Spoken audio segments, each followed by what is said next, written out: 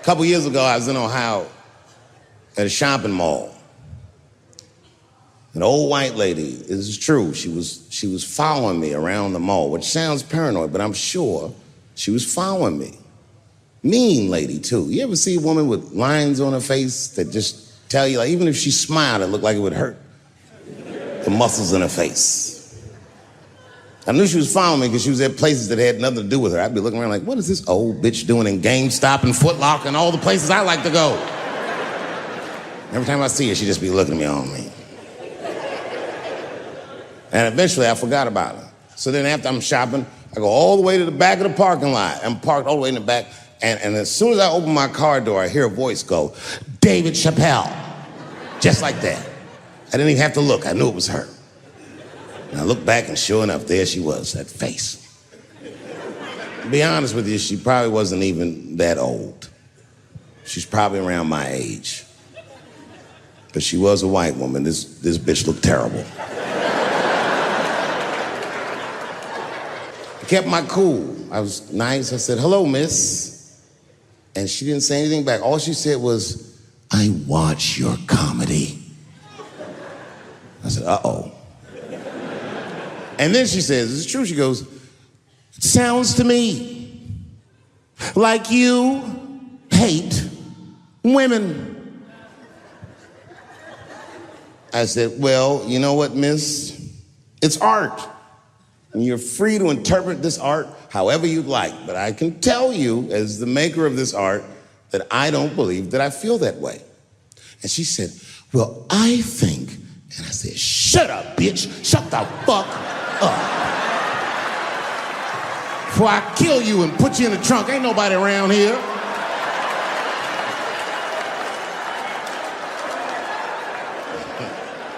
I'm just kidding, I didn't say that. I felt that way, but that's not what I said. I was more clever than that. You know what I said? And this is exactly what I said. I said, miss, before you finish that statement, let me ask you a question. Where'd you see me? Did you buy a ticket to a concert I did? I doubt that. Or maybe you watched one of my specials on Netflix. Or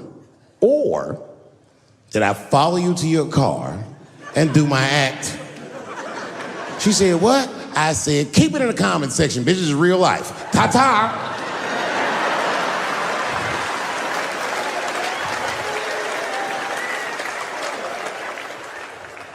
And then I drove off.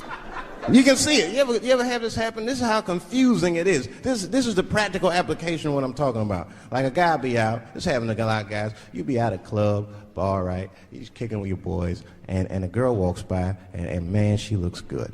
She looks good. Not good in that classical way. I mean, you know, I'm talking good like she got half her ass hanging out her skirt. Her titties are all mashed together, popping out the top of her turtleneck and shit.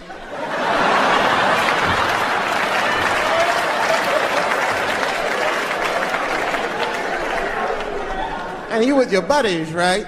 You with your buddies, you got a couple drinks in you, and you see a girl like this, you might try to talk to her. This might not come out right. I don't know what you say, but damn, look at them titties! Right? The girl gets mad and says, wait a minute. Just because I'm dressed this way does not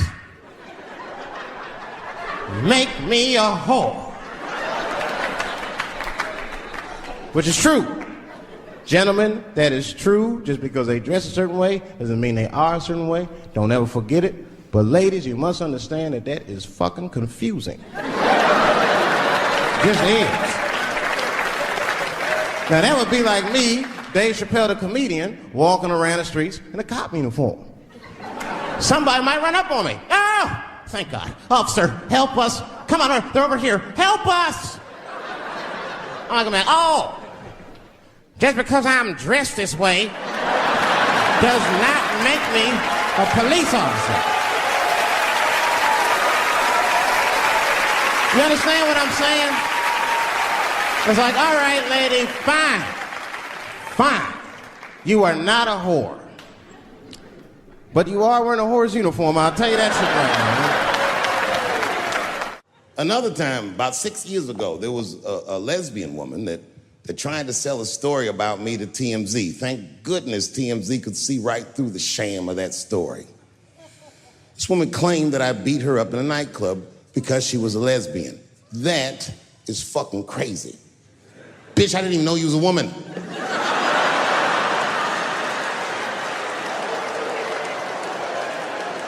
Thank God TMZ didn't believe that. Because I did beat the shit out of her, I'm not gonna lie.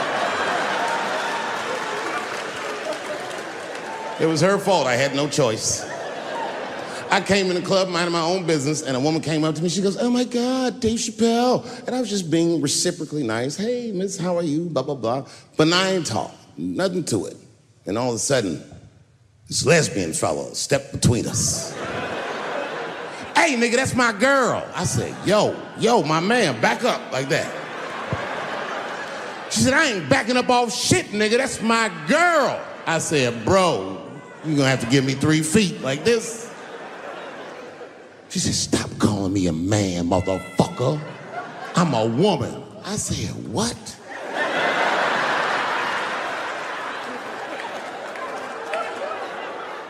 And then I looked deep in this nigga's cheekbones. I said, "Oh my God, you are a woman."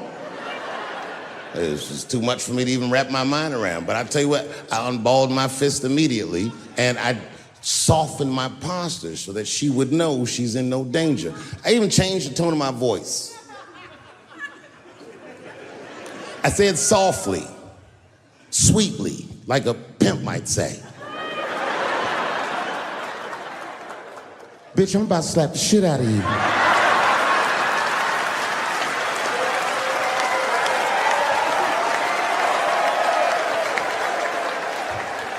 I should have done it.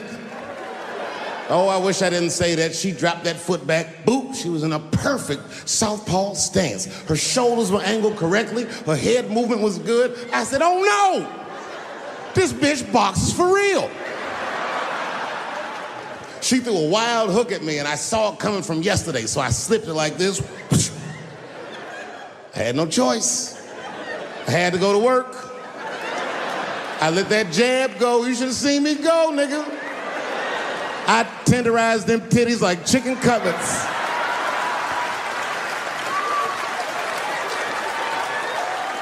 I whooped the toxic masculinity out of that bitch.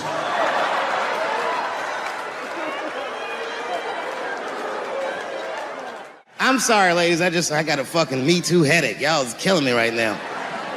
It's really fucking tough to watch what's going on. You know, ladies, I said it in my last special, and I got in a lot of trouble for this. I told you were right. But the way you're going about it is not going to work. But I'm biased. I said it. Louis C.K. was a very good friend of mine before he died in that terrible masturbation accident. And it was his room. You read the story. He was masturbating in his own room. That's where you're supposed to masturbate. And then he said, "Hey, everybody, I'm gonna pull my dick out." Nobody ran for the door or nothing like that. They all just kind of hung out like, I wonder if this guy's serious. And he came on his own stomach. There it is. What is the threat? Have any women ever seen a guy that just came on his own stomach? This is the least threatening motherfucker the earth has ever seen. All you see is shame in their face and cum dripping down like pancake butter.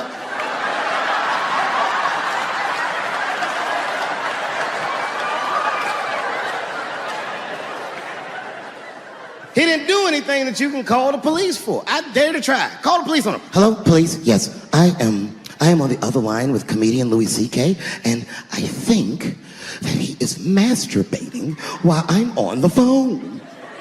You know what the police are gonna say in Atlanta? "Well, what are you guys talking about?"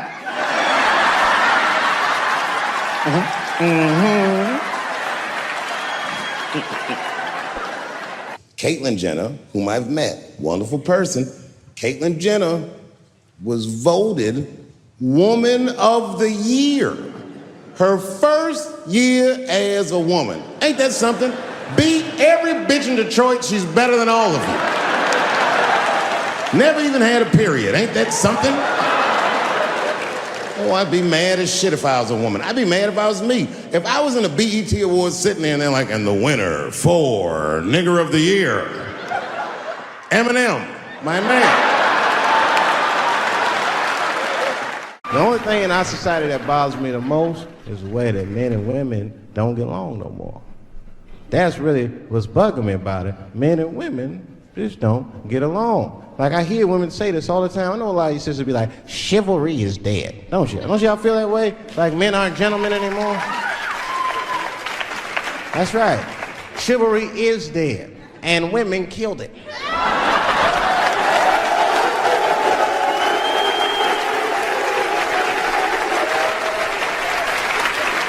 There's a fundamental difference in the way we're going to see things. We're not going to see eye to eye on this issue. We're just not. Our tests in life are different. A woman's test in life is material.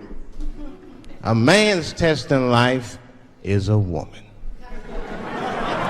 Now, by test, I mean that those are the things that we desire. Men have nice cars. Not because they like nice cars, because they know women like nice cars. That's how it goes. Because men are hunters, and the car is the bait. And the woman comes and says, ooh, nice Porsche. Gotcha, bitch. That's how it is. That's true. Come on now, you go to a woman's house, her house be comfortable as shit. Women love comfortable surroundings, so men get comfortable surroundings. Let me tell you something. If a man could fuck a woman in a cardboard box, he wouldn't buy a house. But that's still not where chivalry got killed. Chivalry got killed by the feminist movement on the magazines that got women going crazy, because women got too much advice about men from other women. And they don't know what the fuck they talking about.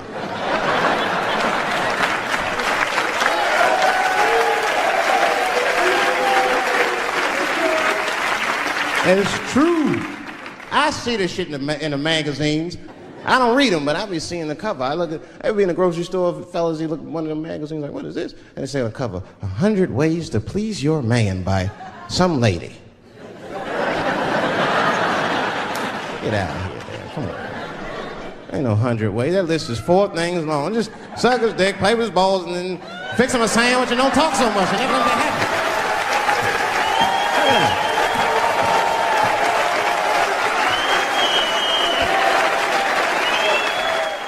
You know what I said? That's all I said. First of all, I'll tell you right now what I said. And I will tell you that this was not a joke. It's a true story. And I just happened to tell it. All right, what happened was I went to a gallery party, all right? I don't know who in here has ever been rich before, but these are very nice parties. You know, wine and cheese and ball of conversation. And there was a few eccentric types, one of which was a very wealthy man that happened to be wearing a dress. I don't know what you call him, man. It was a tranny or drag queen, perhaps. Whatever it was definitely a man. And this man was definitely on drugs. I don't know what kind of drugs he's on, but I knew he had too much. He didn't look good. It's like this, he's like, he looked sick. And all his friends were standing around him, concerned, trying to revive him. I don't know what it looked like some kind of gay CPR, there was fanning and shit.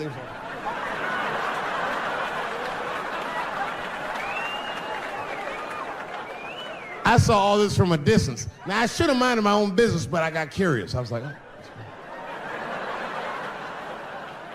And I went over there. All I said, excuse me, gentlemen, is he okay? And then they looked at me like I was evil. Oh. She is fine. I said, word? Oh. I'm sorry, I didn't know this is what we were doing. Here's my thing. I would support anybody's right to be whoever they feel like they are inside. I'm your ally in that. However, my question is, to what degree do I have to participate in your self-image? Is it fair that I have to change my whole pronoun game up for this motherfucker? That doesn't make sense. Seriously. If I put on an Argyle sweater and I'm like, hey everybody, I feel like a white guy in this sweater and I want some goddamn respect and a bank loan. That's not gonna work. Give a fuck how I feel. Why should I give a fuck how you feel? Nigger is a pronoun. But there was no time for philosophical debate. This was an emergency situation. I said, fine. Sorry, guys. I was just worried because she looks terrible. She just fell off the bench. Appears that her dick is popping out of her dress. You mind if I call an ambulance, champ? I'd rather not be at a party where a tranny ODs. There's too many questions to answer.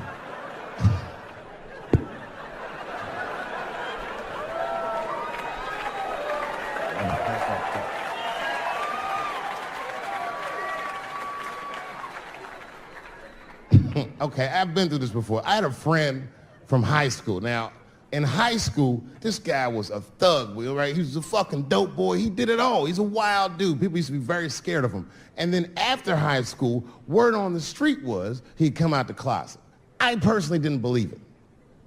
I bring him up because last year, he calls me out of the blue like, yo, what's up, man? I got your number from so-and-so, and I heard you're going to be in New York doing a show. Could I get some tickets? I was like, fuck yeah, get some tickets, man. How you been? He said, well, we'll catch up at the show, man, but yo, I appreciate it. I'll see you soon. I said, all right, man, take care. And I was about to hang up, and I couldn't resist. I was just like, hey, nigga, I heard you was gay. What's going on with that?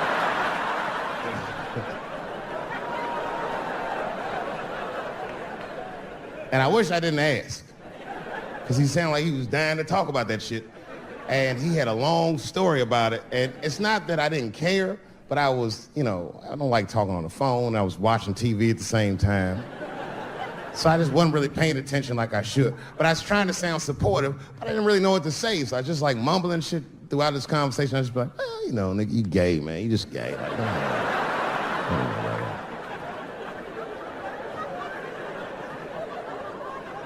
This went on for a while, and then finally I had to say something like definitive to get him off the phone.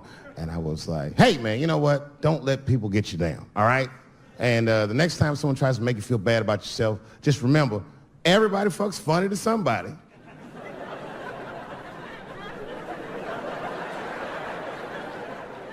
He didn't like that shit. He's like, what the fuck does that mean? I said, huh? He said, you saying I fuck funny, motherfucker? I said, no, that's not what I'm saying. I'm saying everybody's different. He said, you ain't say different, nigga. You say it funny. What's so fucking funny about the way I fuck? And I said, hey, man, I fuck feet. He said, what? Oh, this is not a joke, ladies and gentlemen. I get women to squeeze their feet together like this, and I fuck them right in that little space in their feet. But you can't build a community behind that shit. There's no flag for us. That shit made him laugh. And the next day, after the show, I saw him backstage. He was like, yo, what's up, man? I'm like, oh, shit, what's going on? And he had his buddy with him. He goes, Dave, I want you to meet Manuel. Manuel's my fiance. We're in New York getting married because it's legal here. I said, well, congratulations, fellas. And Manuel was like, gracias. And he went to go get some drinks. And then my buddy looked at me, he was like, so Dave, what do you think? And I started mumbling again. You gay, nigga, you're just gay. He said, yeah, I'm a little nervous about getting married, man. It's a big step. I said, yeah, it is. It's a big step. He said, well, you've been married for a while. You got any advice for us? No, I'm married to a woman. Sorry about that. And they corrected me. He said, no, you married the person that you love. So it's essentially the same. I said, man, the problem with that statement is that it makes the assumption that I love her. But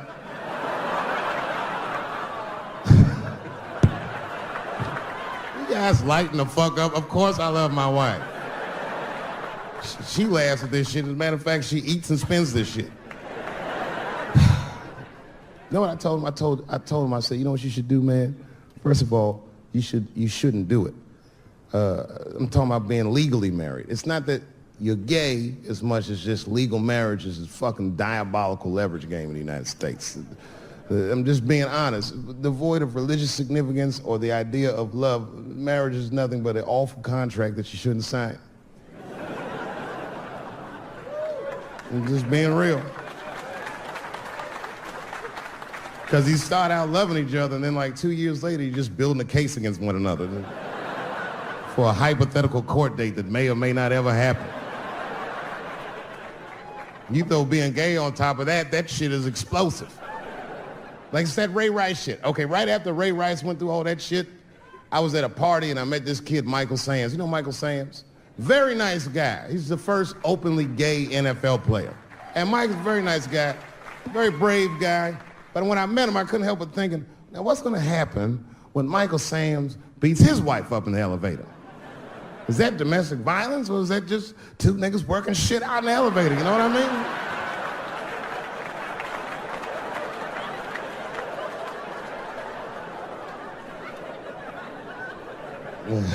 mean?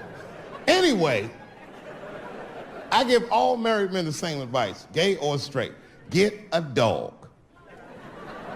His dog will love you all the time, but she's not going to.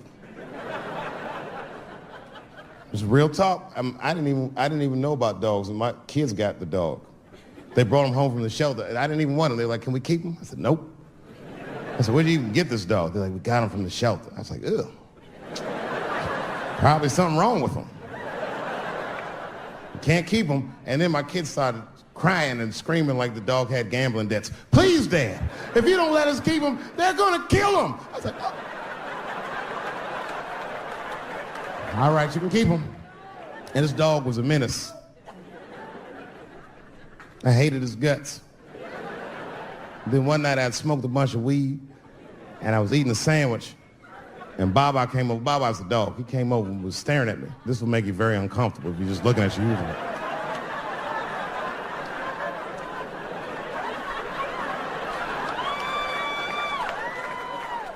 I had to give him a piece of my sandwich so he'd go away. And that's how we became friends.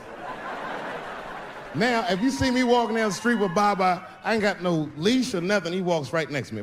If I stop, he'll stop. And if I go, he'll go. And all my friends are like, "Yo, Dave, that shit is dope. How you train Baba to do that shit?" I've never trained Baba. I'm just a messy eater. If I drop food and Baba's not around, all I gotta do is call him. "Baba!" He's a black dude's dog, so he doesn't come right away. He peeks first to see what's going on.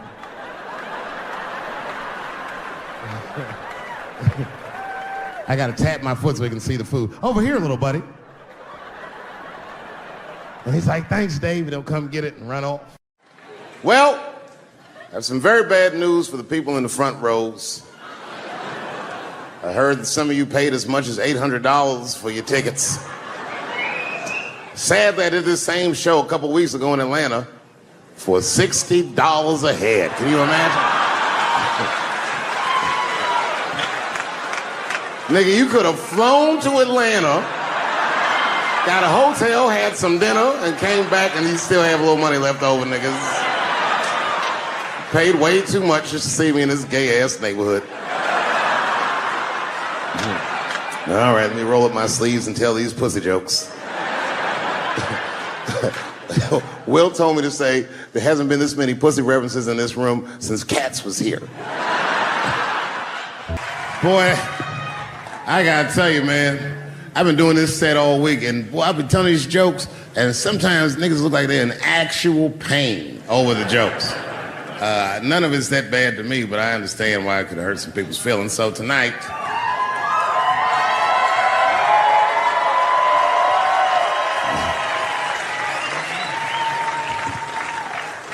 I'm gonna give you an opportunity that I rarely give anybody. I'm gonna let you say whatever it is you need to say to my face, or ask me whatever it is you wanna know. But there are no dumb questions allowed. If you ask a stupid question, you'll be asked to leave. Nah, I'm just kidding, go ahead. Everyone relax, come on. Oh yes, sir, in the front. 2 questions, how often do you write, and can I have a cigarette? All right, first, you may have a cigarette, but remember, this is not jail, motherfucker. This lady right here. I have a question. Do you remember this scene? Oh, I do remember that. Ma'am, I'm gonna have to ask you to leave. That's a terrible question. This gentleman in the front with the salmon-colored shirt on. I was wondering if you had any advice for young comedians that you generally give, and... Are you thinking of doing comedy? I've never done it before, but watching you has made me want to try it.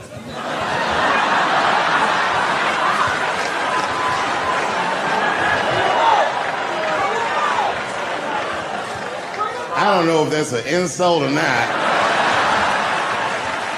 It's a compliment. It's. I mean, niggas don't say I've never done brain surgery, but it looked a lot easier than I thought.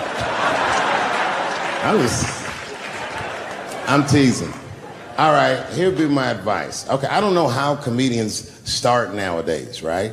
But what I would suggest is just start.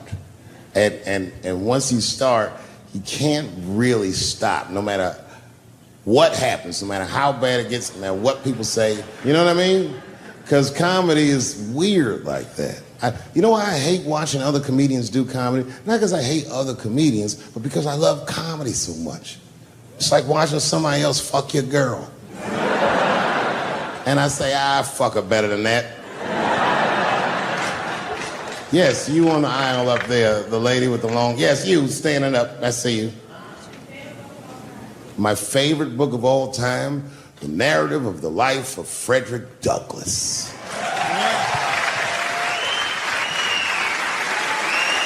That guy with the baseball hat.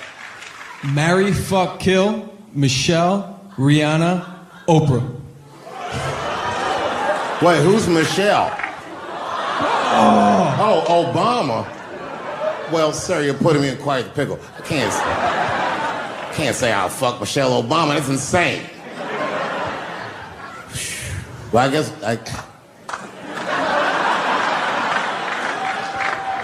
I mean, because I wouldn't kill any of those women. But I'd fuck all three of them.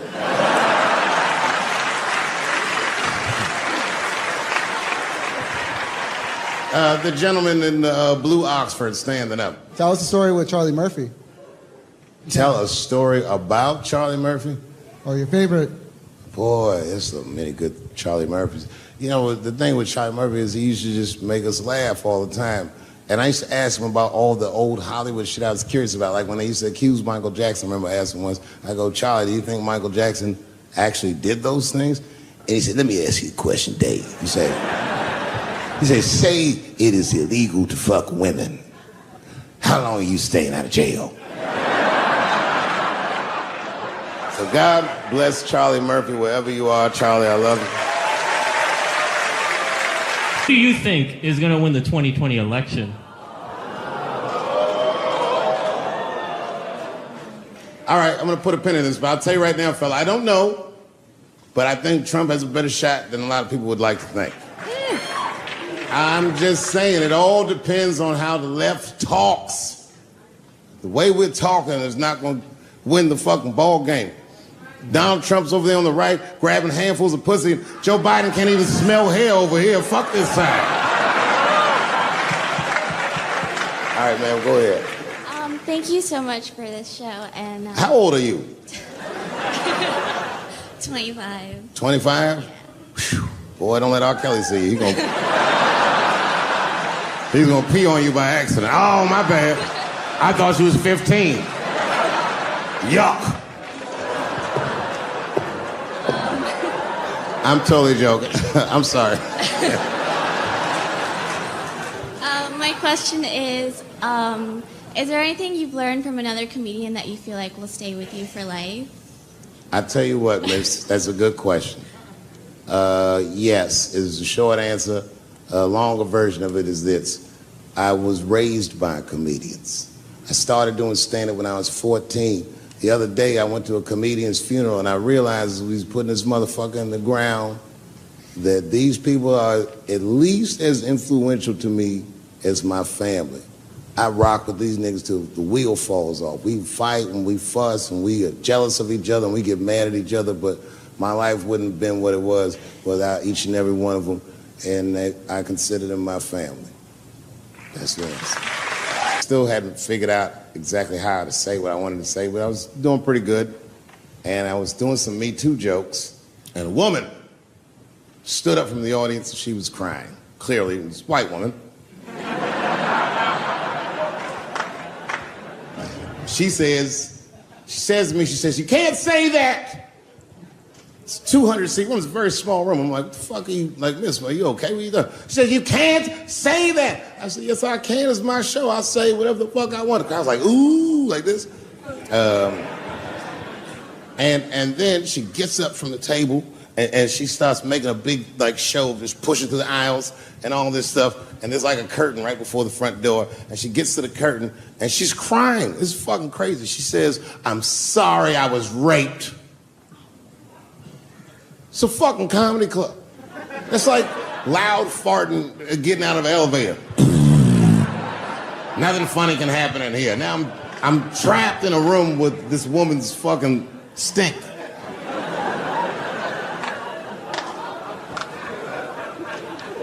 And I say, miss, it is not your fault that you were raped,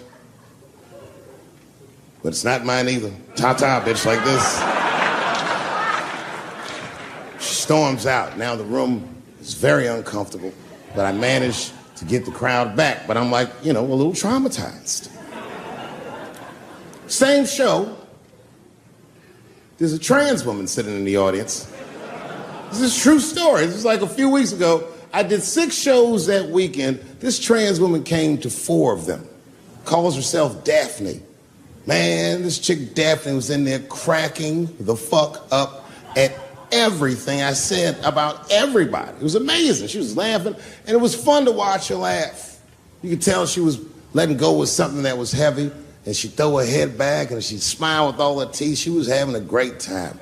And the more fun she had, I felt bad, because I knew I had some trans jokes to unload.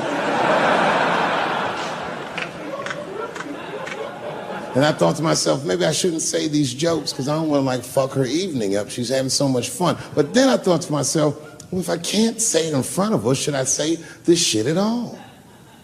So I let her rip. And to my surprise, Daphne laughed harder at the trans jokes than anybody in the room. In fact, everybody in the room would look at her to make sure it was okay. And I got off stage, I was in the dressing room, I was like, man, it's a fucking weird show. I'm sitting in the dressing room by myself just trying to figure out, like, what the fuck just happened out there? Like, why is it that this one woman can't take any of these jokes and Daphne can take all of these jokes? So weird. And then I realized, Daphne used to be a man.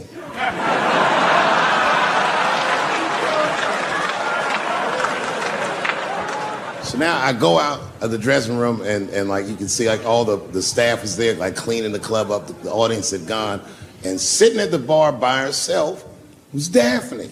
And she's like, hey, Dave, come join me for a drink. And I don't want her to think that I'm transphobic or nothing, so I'm like, fuck, I guess I could have at least a drink. And we get some tequila and we're sitting there. And she was fucking cool. Turns out that Daphne, she wants to be a comedian. She was asking me for advice, and I told her advice and all this shit. And then she says to me, she says, boy, you sure do get a bad rap for your trans jokes. I said, Daphne, thank you, but you don't have to say that. I hope I didn't offend you. She goes, no. She said, in fact, I read about you in the New York Times. I said, you did? She said, yeah. She said, I thought it was interesting that they blamed you for R. Kelly. They said you normalized him for telling jokes about him. I go, yeah, they said that. She goes, I wonder why they never said that you normalized transgenders by telling jokes about us. And I'd never thought about that. It never occurred to me. And we started making out. And then, like,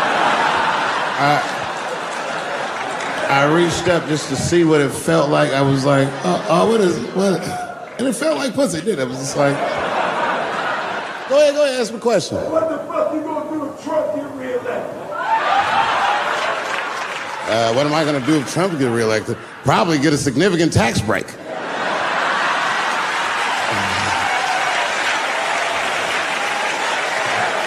Hey, you wanna know why I don't even talk about Trump in my show? Because that motherfucker is not the hokey pokey. He is not what it's all about. There's millions of people that put him in power, and the ideas that he puts forth are not his own. He's singing poor white people's greatest hits. So why the fuck But I worry about him and now the other millions. Really, you know who I'm gonna vote for next time if things keep going the way it's going is that gay dude. No, Mike Pence. It's a safe place where I could tell some jokes. And I find out that this comedian I know, Chris Tucker, who's in all those Rush Hour movies, I find out that Chris is in San Francisco too at some charity event. So I call him, I'm like, yo, I just saw you at some charity event. I said, I'm doing a show at the Punchline. Why don't you come by the club after your event? He's like, cool, Dave. I thought you was dead, nigga. I'll come by.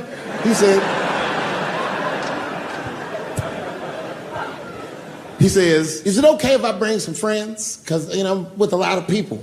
I go, man, you Chris Tucker. You can bring whoever the fuck you want. And then I show up to the club late that night. I walk into the dressing room, and sitting in the dressing room is Gavin Newsom, who at the time was the mayor of San Francisco, but now he's the governor of California. And sitting next to him was Kamala Harris, who at the time was the DA of San Francisco. Now she's the senator from California that's front-running on the Democratic ticket. And sitting next to her was Al Gore. It's fucking weird. And sitting next to Al Gore was the guys from Google, Sergey, and I don't know how to say these. All right. And it was Chris Tucker and Ben Jealous, who at the time was the president of the NAACP, who was all just at this big charity dinner, and Paul Mooney was drinking scotch.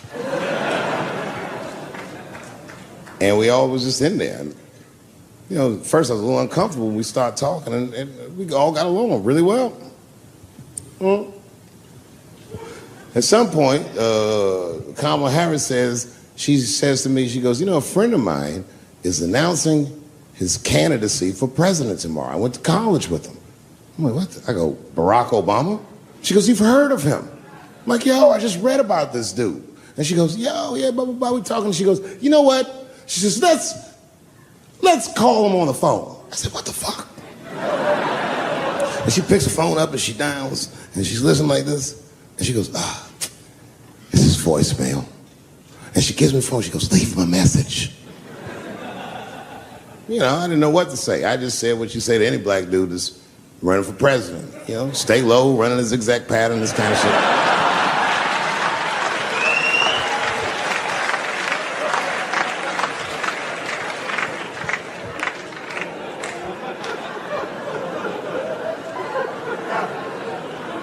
And then the last thing I say is, you know what? I said, sir, I really do believe you can do this. Like, man, I'm wishing you luck. Now, next day I wake up and go for coffee at a place called the Embarcadero. It's like an eatery by the sea in San Francisco. And I'm walking to the coffee shop and there's a police line and I can't cross the tape. But then I figure, fuck it, I'm Dave Chappelle, so I go into the thing like this. And the police yoke me. These motherfuckers like tackle me immediately. And I see over the police's shoulder Gavin Newsom. I couldn't remember his name, but I remember the night before I had kept teasing him and saying he looked like Christian Bale, the guy from the Batman movies. So I see him and I can't remember the name, so I'm just like, Batman, help!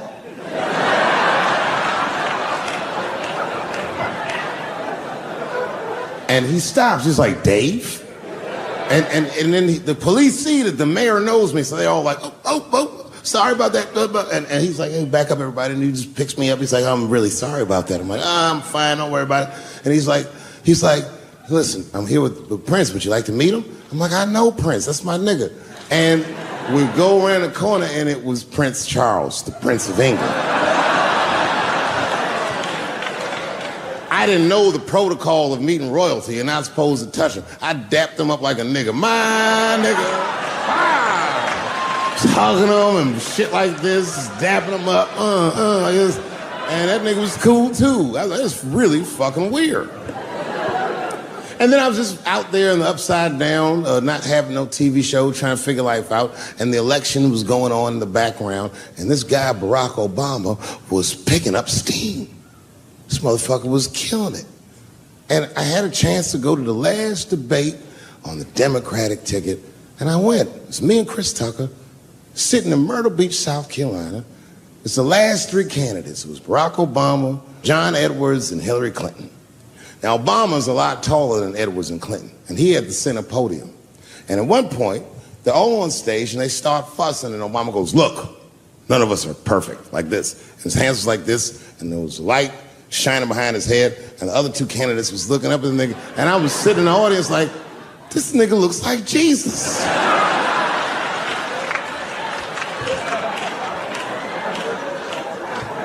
And I realized in that moment that I was looking at the next president of the United States. I was certain of it. I couldn't explain it, but I knew what I was seeing.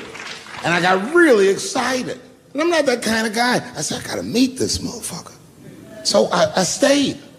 They were all on stage doing interviews, and I just waited. I was waiting and waiting, and then John Edwards was done with his interviews first, because everybody knew he wasn't gonna win.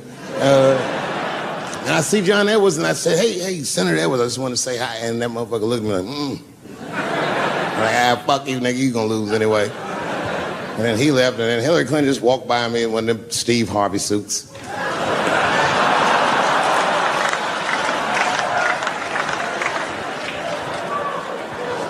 But Obama was taking forever. Everybody wanted to talk to him. When I knew the media saw exactly what I saw, there was no question about it. That was the guy. I waited and I waited, and finally, must have been over an hour and a half, he finishes his last interview. He's like, man, thank you very much. Good talking to you. And he turns around, and we make eye contact. He sees me, and when he sees me, he looks over, he goes, Dave Chappelle. And Obama did me the same way I did Prince Charles. He dapped me up, and he like bro hugged me, and he pulled me in, and I'll never forget this. He said in my ear, I got your message. Thank you very much, New York City. I had written a joke during the AIDS epidemic about having a Goodyear condom. Something, I don't even remember the joke. Something about an industrial strength condom by Goodyear. I just remember all the comedians really liked that joke. And there was an older comedian. And he came to me one night after the show, after he saw the joke, and he said, listen, I got an audition at another comedy club, and I was wondering, do you mind if I do that joke? I just want to borrow it. Now, I'm a kid. I don't know any better. I'm like, borrow it? Well, I guess, sure, if it'll help your career. I let him do the joke. And then weeks later, I was waiting to go on in a comedy club, and he went on before me, and he did the joke. And after the show, I pulled him aside, and I said, hey, man, I don't mind you borrowing my jokes, but you gotta give them back. He said, oh, I forgot to ask you. He goes, let me buy that joke from you for $50. And I said, man, I'd do it, but I'm just starting out. I need all the material I can get. The idea being that the more material I can accumulate, the faster I'll be able to make money for my work. I said, I can't do it. I want my joke back. I'll never forget this. Remember, I was a 15-year-old child. This guy was a grown-ass man. He stood up over me so I could see how big he was. And he said to me, really? I can just take it. And he did. I got scared because I was a child. But I never forgot that. I never forgot that. I was 15 years old. I'm 47 now. I think about this guy all the time. When I look at my own kids and I see how young and innocent they are, I can't believe someone did that to me. And I don't think about it every day because that was the worst thing that happened to me. I think about it every day because that was the first time that someone ever did that to me. But in my career, it has happened many, many times since, where someone would intimidate me or scare me and take something that I believe was mine. I'll tell you another story. Now I'm 18 years old. I'm living in New York City, And I just finished my first road tour, which was a very difficult tour. I'll spare you the details. Now I'm back in New York, but my rent is paid, thank God. And I have $60 to my name. And a woman that I had met in Pittsburgh, a bad Dominican bitch,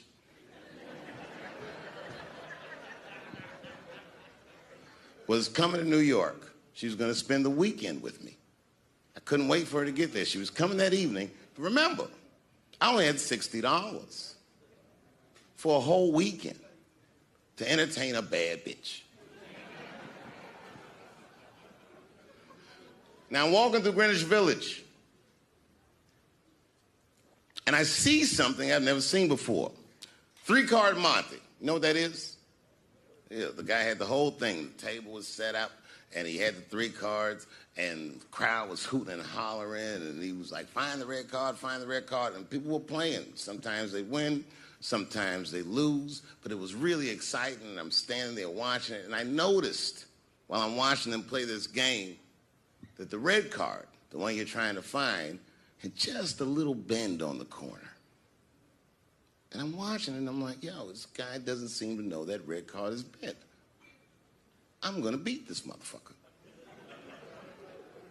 And I walked up to the table, and I said, let me play a hand. And I put my last $60 on that table, and he starts to shuffle and find the red card, find the red card. And I kept watching that bent card go around the table, make sure I kept my eyes on that bent card. And when he stopped shuffling, and he said, find the red card, I pointed to it with confidence. Here it is right here. And he flipped it over, and it was black. And he took my money. I couldn't fucking believe that. How did this nigga do that? Was that magic or sorcery? I was confused. So you know what I did? I sat there, and I watched him for a real long time play the game. And I realized that all those people who was doing all that hooting and hollering and betting, my God, they were his friends. They were in on the whole thing. I felt so wronged. I felt so stupid. And then the next sucker came up to the table and was about to put his money down. And I said, fuck that, man. Don't put your money there. All these niggas is in on it. It's a trick. And when I said that, the guy that was dealing, and this motherfucker was huge, snatched me up by my collar. Feel how strong he was when he grabbed me. I was a skinny little guy. And he was going to maul me. The only reason he didn't, I'm sure, is because he saw the fear in my face. And that fear, he looked at me. I saw his eyes go from hard to soft. He softened. Then he looked at me like the way a father would look at a child. And he said to me, young man, don't ever come between a man and his meal. I never forgot that either. Most niggas would have to run the streets for years to learn a lesson that profound. It took me 2 seconds. Never get between somebody and their paper. Taking a man's livelihood away from him is akin to killing him. Do you know why Prince, the famous rock star that was a friend of mine, do you know why he called himself the artist when he came back? He calls himself the artist because that's what they call us in our contracts. Oh, these contracts are crazy. You should hear the terminology they say in these contracts. To use your name and likeness in perpetuity throughout the universe. Who the fuck could possibly know what that means? Nobody does. It's so complicated, in fact, that when you're a kid like me, you have to hire somebody to tell you what that means. And you sit down at a table and you do the contract game. And that's how I got with Comedy Central. I signed a contract. But I signed the contract the way that a 28-year-old expectant father that was broke signs a contract.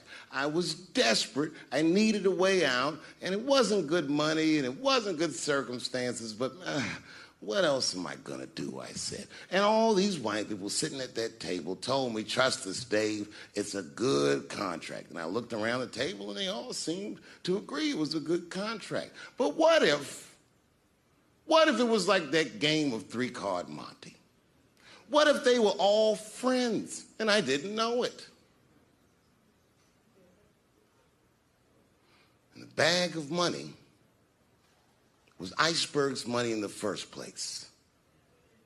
What was I talking about? What was I trying to tell you? Last week, 2 weeks ago, whenever it was, I call Lauren Michaels and I tell him, okay, I'll do it. I'll do Saturday Night Live on election night. And the day I made that phone call, the day I committed to it, it gets announced that Netflix is streaming Chappelle's show.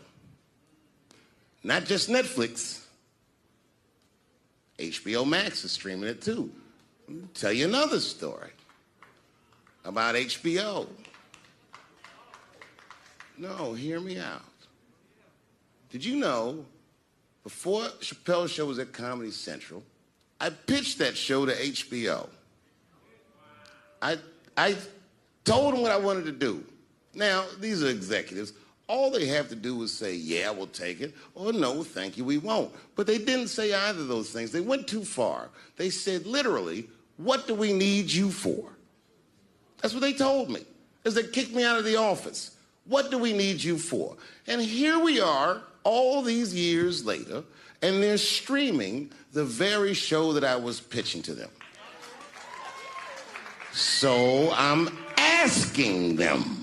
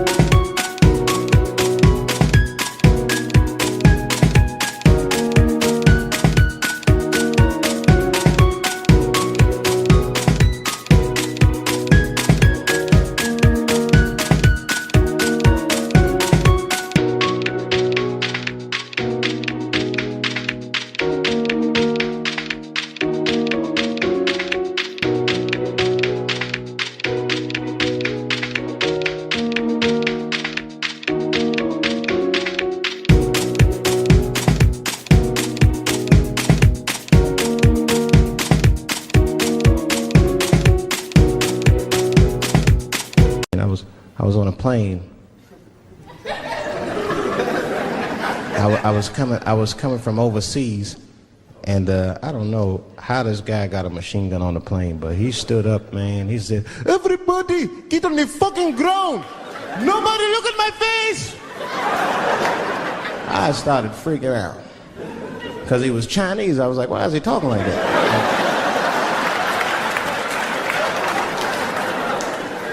He was screaming and crying. I was the only brother on the plane. Well, I thought I was the only brother. I looked over. There was one other black dude. He was from Nigeria. I looked over at him. He was looking right in my face, man. He didn't say two words to me. He just looked at me. He was like...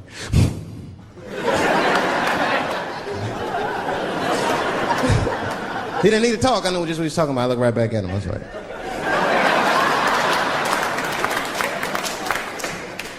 Some white dudes on the front of the plane seen us. They were like, oh my God. I think those black guys are going to try to save us.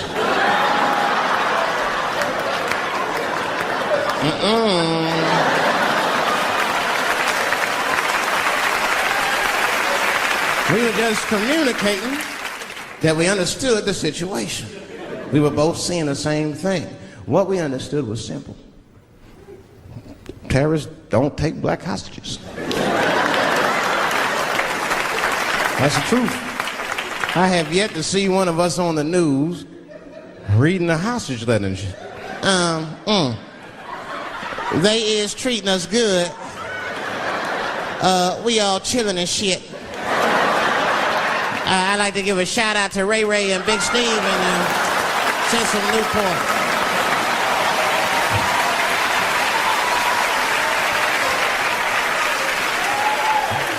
You're not gonna see it. And terrorists are smart. They know what they're doing there, you know. They terrorists. They know what black people's bad bargaining chips.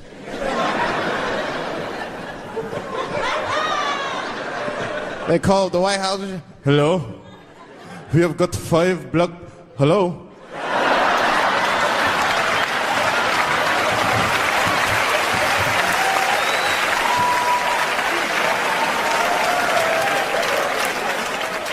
It's really some scary shit.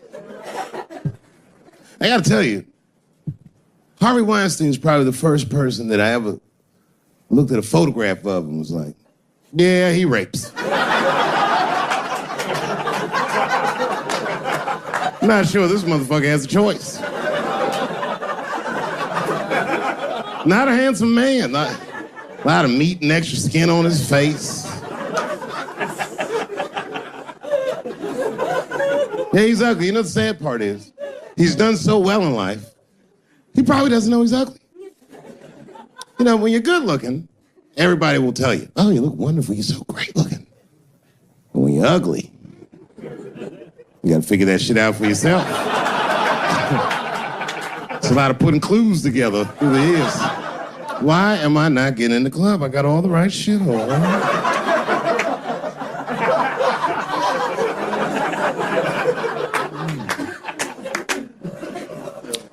Because if it was Brad Pitt doing that shit, you wouldn't have heard a peep. The girl would just come back down like, I got the part.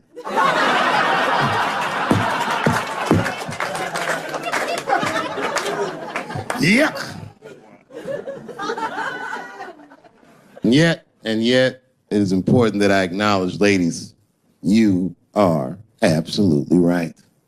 There you go.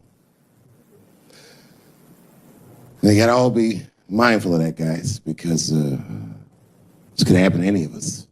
It could happen to me. I can see that. I can see myself showing up. Hi, I'm here for my 3 a.m. with Mr. Weinstein.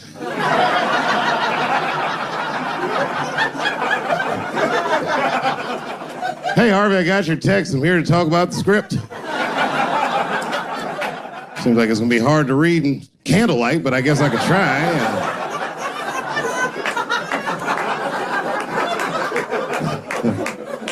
Sound like a fucking nightmare. Could you imagine that shit?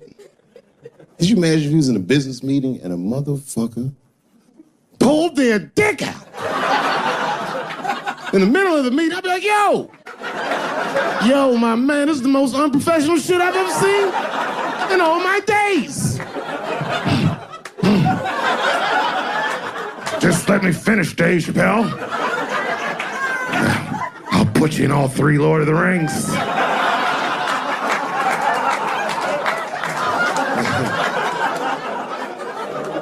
Hurry up, nigga. I have other meetings, you know. I have a 4:30 a.m. at Brett Ratner's house. And, I believe it's wardrobe fitting.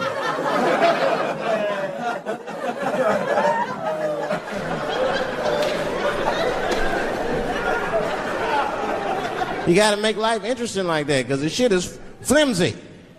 Life is flimsy. You think you're gonna live forever, you ain't not gonna live forever. It's dangerous out here. We know what's going on. I travel now, you know. I used to think D.C. had the roughest ghettos in the country. Nah, nigga, I have seen some shit now. Oh, there's some rough areas outside of D.C. Yeah, everybody should go to the ghetto. I was taken to the ghetto one time. That's the worst. When you get taken and you're not expecting to go. You know, usually you want to know when you're going to the ghetto, like, I'm going to see some wild shit. I got to prepare myself. I'm going to see something crazy. When you're taken, it's different. I had a limousine driver. It was after a show. It was late at night. It was like 3 in the morning. I had a limousine driver. He was a nice guy, talking to me and shit. Oh, hey, where you from, dog? D.C.? Word? That's a rough city, man. And his cell phone started ringing. Hold on 1 second. Hello? Oh, what's up, nigga? What? What the fuck? Slow down. What? What the fuck? No! No! No! Fuck that, nigga. Fuck it. I'm on my way.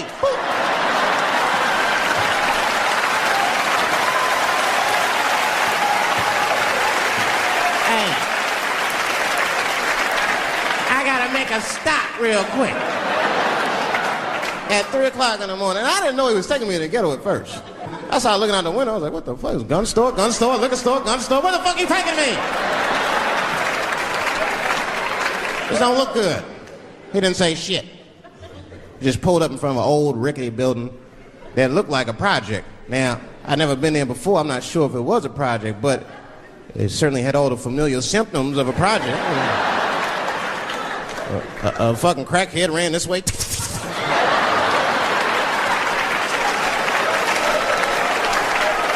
And then another one jumped out of a tree and shit. The driver said, I'll be right back. And left me. Took the keys with him and just left me. At 3 o'clock in the morning, in front of a project, in a fucking limousine. This was not good. I was like, man, I gotta look around and see if I can see some landmarks and figure out where I'm at. Might have to escape on foot. Now, this is when I knew I was in a bad neighborhood. You only see this in the worst neighborhoods. Remember, it's 3 o'clock in the morning. It's 3 o'clock in the morning. I look out the window. There was a fucking baby standing on a corner.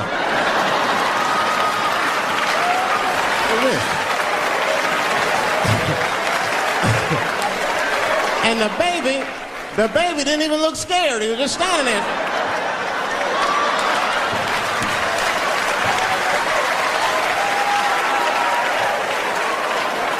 I mean, it made me sad. It made me sad, really. You know what I mean? Because I wanted to help the baby.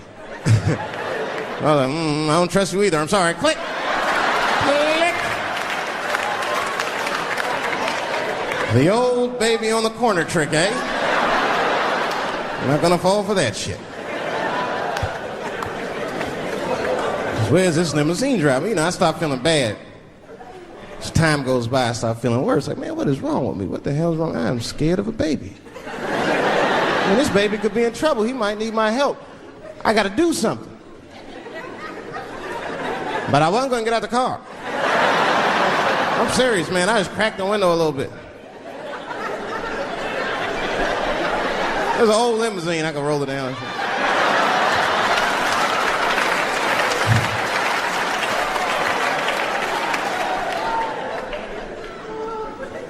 Hey, baby. Baby, go home, man. It's 3 o'clock in the morning. What the fuck are you doing out? The baby said, I'm selling weed, nigga. I said, oh, shit.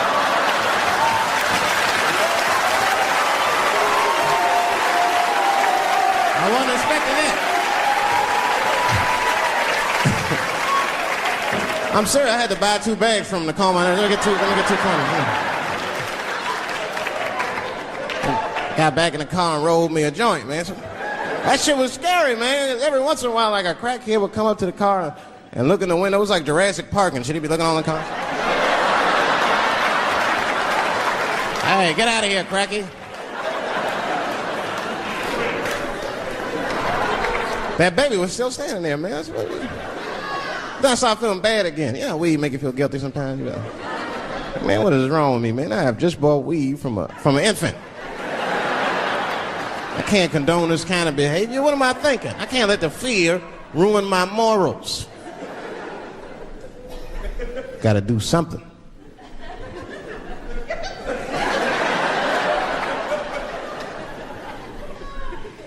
Hey, baby. Stop selling weed, all right? You got your whole life ahead of you.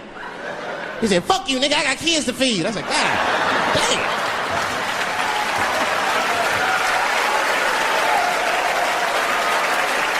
Sad. And just at that very moment, one of the crackheads was running across the street and got hit by a car. I know it was a hit and run. The police did it. That's all right, they sprinkled some crack on him and got back up. I almost protested the war in the beginning.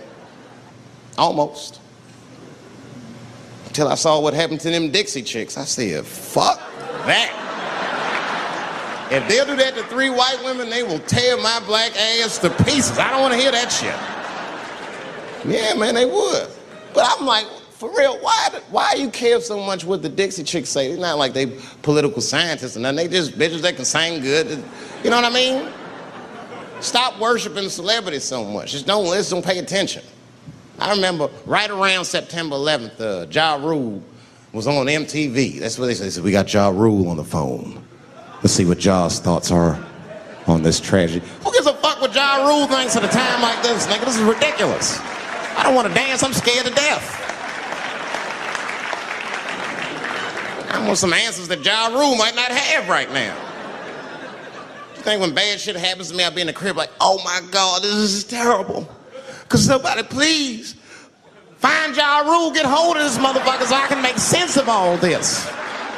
Where is Ja? Guide me, Ja Rule.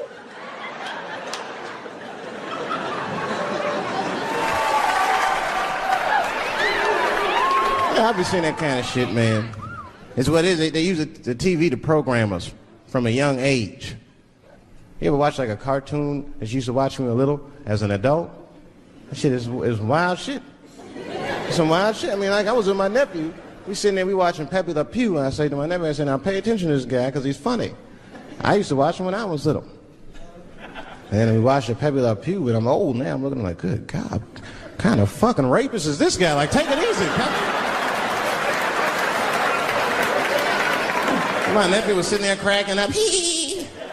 See, sometimes you gotta take the pussy like Pepe. Like, no.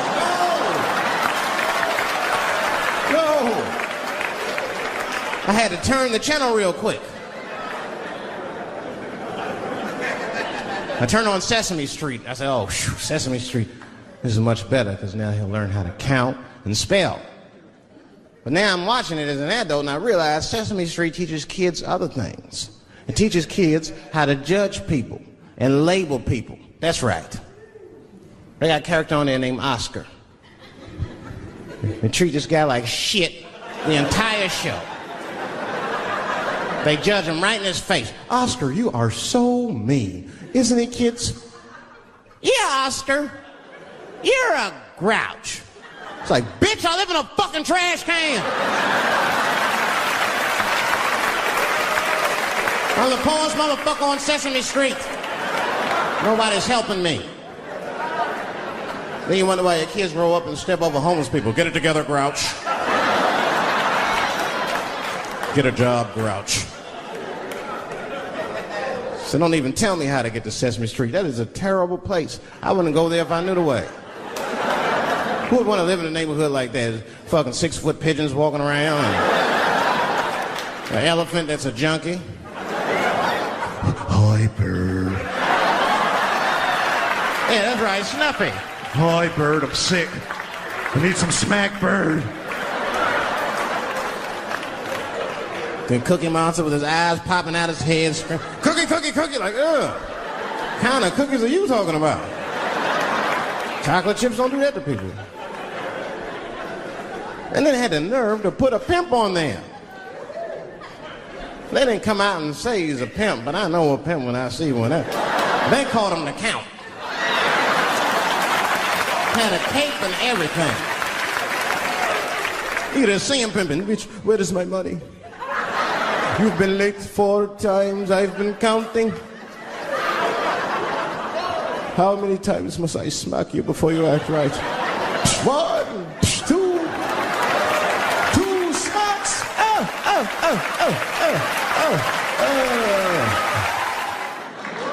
That's what I'm waiting for, because the timing of this Michael Jackson shit is what makes me doubt it. Every time there's wars going out of control, or the economy gets bad, or something is wrong with the world at large, it's always these moments in history that Michael Jackson will coincidentally jerk off a kid. This is getting a little ridiculous. Like, are you planning this shit? Do you have meetings? Michael, thank you for coming. As you know, Michael, the war has not been going as well as we expected. There's been a lot of hiccups, and the public is asking us a lot of questions, of course. And, well, Michael, there's no nice way to say this, and all I know how to do is be direct, so let me just be direct. We're gonna need you to jerk off another child, Mike. I'm sorry. I am sorry. But it would really help out. Or maybe he did it. Who knows? Who knows? That's the thing. That's what I wanted to say. Who knows? Who the fuck knows? Mike, God, and this little boy know. That's about it. That's about it. The only reason that I can even talk about this shit is because everybody is speculating. They all think he did it. And I don't think he did it. I'm alone in this. I don't think he did it.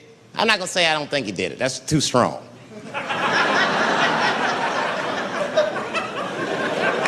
Let me just say I am reserving judgment until all the facts come out. But so far from what I heard, I mean, the kid said he was dying of cancer. He was in Make-A-Wish Foundation. He claims he had 2 weeks to live, and it was his dying wish to meet Michael Jackson. Come on, man, give me a fucking break. This kid is 10 years old. He don't remember Thriller. The fuck you want to meet Michael Jackson for, honestly? I remember Thriller, and I just, like, kind of want to meet this nigga. Like, I wouldn't break an appointment to meet him. I'll put it that way. I'd have to already be free. That's ridiculous. It's like if I'm dying in 2 weeks and go, oh, mama, get me in a room with Chubby Chuckle. I wouldn't want to meet that motherfucker. My last 2 weeks. Why not Usher or somebody like this? So then the kid claims he goes to Michael's house. This is where it all gets crazy. He does everything you'd expect at Michael's house. They climbed trees and rode roller coasters and Ferris wheels. The chef made cookies, pies, and cakes. They was petting the monkey and the giraffe, sang songs, kid shit. And in the middle of all this childlike activity, for some reason, Mike pulled out some wine and some pills and sucked his kid's dick. Folks, it hurts me to say it. And the kid had the nerve to call that abuse. Motherfucker, that is a good host. God damn, what else do you want? What else do you want? I'm lucky to get a glass of grape drink at my friend's house. Let alone a roller coaster ride and my dick sucked. Mike must be confused, like I brought you in my house, I fed you, I sucked your dick, and this is how you repay me, motherfuckers? This was your wish, not mine. Thought you were dying in 2 weeks. What happened to that motherfucker? I've been in court for 1.5 years. You get stronger every time I see you.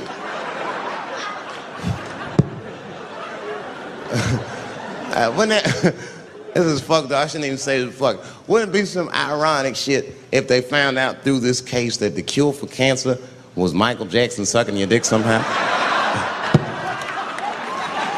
Like if Mike had powers like Green Mile and all the kids like, please, Mike, suck our dicks. Never again. He didn't appreciate it. Can we at least study your saliva? Please, Mike.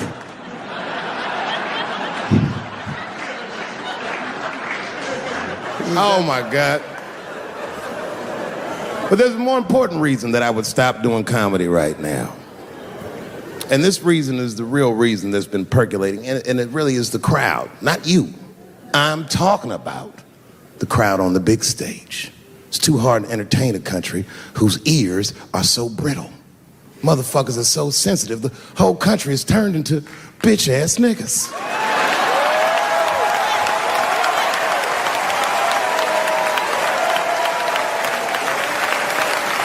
Everything you say upsets somebody. But motherfuckers are just taking it too far. I don't know why or how everybody got this goddamn sensitive. You know who hates me the most? The transgender community. Oh yeah, these motherfuckers. I mean, I didn't realize how bad it was. These motherfuckers, I was really mad about that last Netflix special.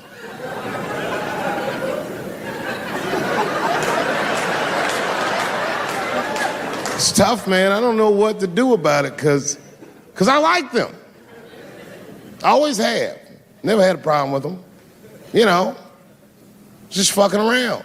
As a matter of fact, I think I make fun of everybody, and I mean, as a group of people, they have to admit, it's kind of fucking hilarious, man. I'm sorry, bro. It's like, I've never seen somebody in such a hilarious predicament not have a sense of humor about it. They're born feeling like there's something other than they're born as, and that's kind of funny, you know? I mean, it's funny if it's not happening to you. I believe transgenders. I don't understand them either, but I know they mean what they say. Them niggas cut their dicks off. That's all the proof I need. I've never seen somebody just throw their dick away. Don't need it.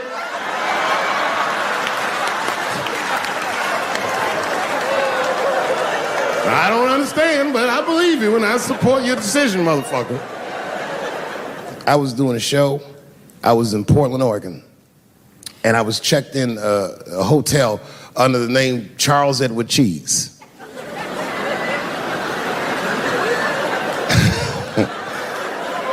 I came back to my room late at night, and there was a note. It was like a letter on my desk. It was addressed to Mr. Cheese. So obviously, I'm going to assume that whoever wrote this letter must be an intimate friend of mine. This is not some kind of name that a person would just guess. But then I open the letter, and it turns out I don't know this person at all. It's a fan letter. You know, I'm not even used to the idea that I have fans, but I'm grateful for it. And I don't read those letters. It'd be nice if I did, but realistically, it's like, what am I, Santa Claus, nigga? I don't have time for this. Like, got shit I want to do. I'm trying to chill. Read all these dreams and wishes from strangers. But I read it. I'd already opened it. So I just read the whole letter. And you know what, man? Whoever wrote this letter truly loves me. I mean, they were really fucking nice in the letter. And then they described to me what it was like to come to the show, how excited they were, how much fun they were having. And then they said that when I got to my jokes about transgenders, that they were, quote, devastated. Because it turns out that whoever wrote the letter was transgender. Now, I'm going to be real for a second.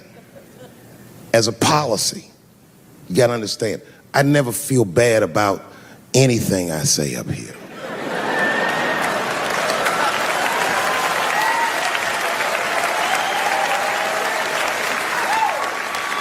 And I would never admit this to you if I hadn't locked your phones up. But it was the weirdest thing. Like, when I read this letter, the shit made me feel bad. I didn't feel bad about what I said, you understand? I felt bad that I made somebody else feel bad. To be honest, I don't even know what I said that upset that person. I have so many transgender jokes.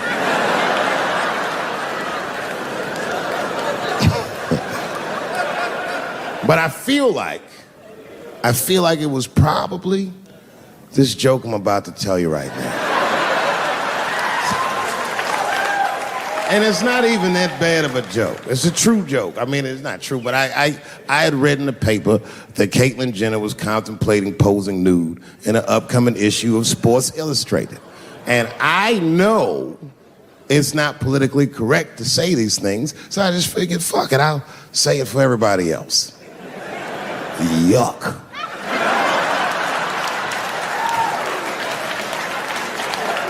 You know, sometimes I just want to read some stats. I don't know why you're gonna cram some man pussy in the middle of the sports page like this. I just didn't think that was the place for it. But I wasn't saying anything like Caitlyn Jenner's a bad person. I'm not mad at her for doing it. Not even mad at Sports Illustrated. If I'm mad at somebody, I'm probably just mad at myself. You understand? Because deep down, I know that I am not strong enough to not look at those pictures.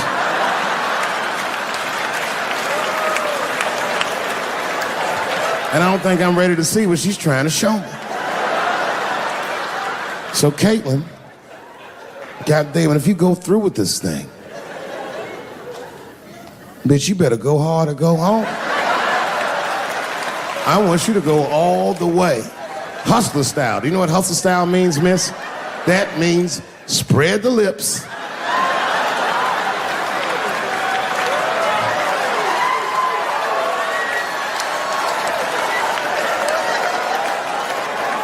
I hope she spreads her lips and there's an itty bitty dick inside. Ah!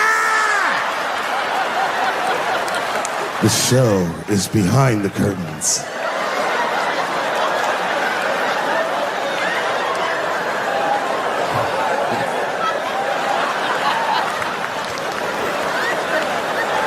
I don't know what I said that upset that person.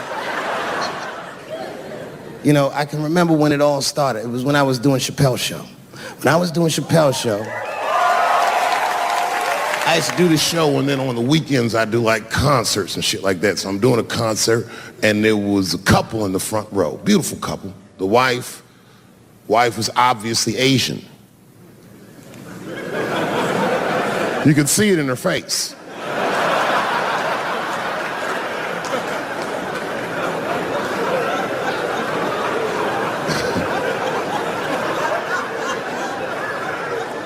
The husband, this motherfucker was mysterious, to say the least. Couldn't quite pinpoint where he was from. Caramel-colored fella, very nice hair, but he could have been from anywhere. Bangladesh, Mexico. I can't guess with a nigga like this. All I knew for sure about this guy is that his wife was a bitch. I could see that in her face, too. No, he was laughing and having a good time, and she was scowling at me at a goddamn comedy show. I couldn't figure it out. And then I realized at some point that she was pregnant, and I was smoking on stage. I said, oh my God, that's probably why she's mad. So I started to put my cigarette out, but then she hit me with one of them fake non-smoker calls. So I just kept smoking. I thought to myself, bitch, that baby will be fine, relax. And I tried to break the tension. I just asked her. That's all I said. I go, hey, where are you guys from anyway? And I could tell that she was on to me. She goes, very condescendingly, she says, I'm from California. If you're asking my ethnicity, I am Chinese. And her husband was just cool about the shit. He was like, I'm Mexican, bro. I said, well, I'm sorry if I offended you by asking, but you're a very beautiful couple. And miss, there's no question that you're gonna give birth to the hardest working baby this world has ever seen.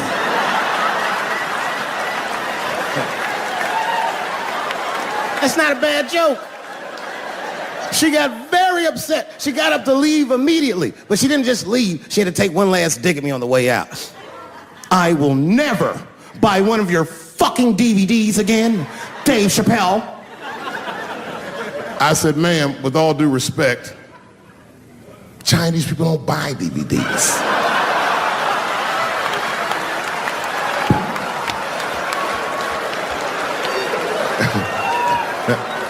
And the crowd went crazy. We were all laughing, having a good time. I didn't even think anything of it. And then just 3 days later, this lady sends a fucking letter to my promoter telling him not to book me for shows anymore because I was, quote, racist, and I'm quoting her, insensitive to the nature of my interracial marriage. I was like, word, bitch, I was. If she had just done a little bit of research, she would know that I myself am in an interracial marriage. That's right. In fact, my wife is Asian too. Surprise, bitch, I'll see you on Thanksgiving.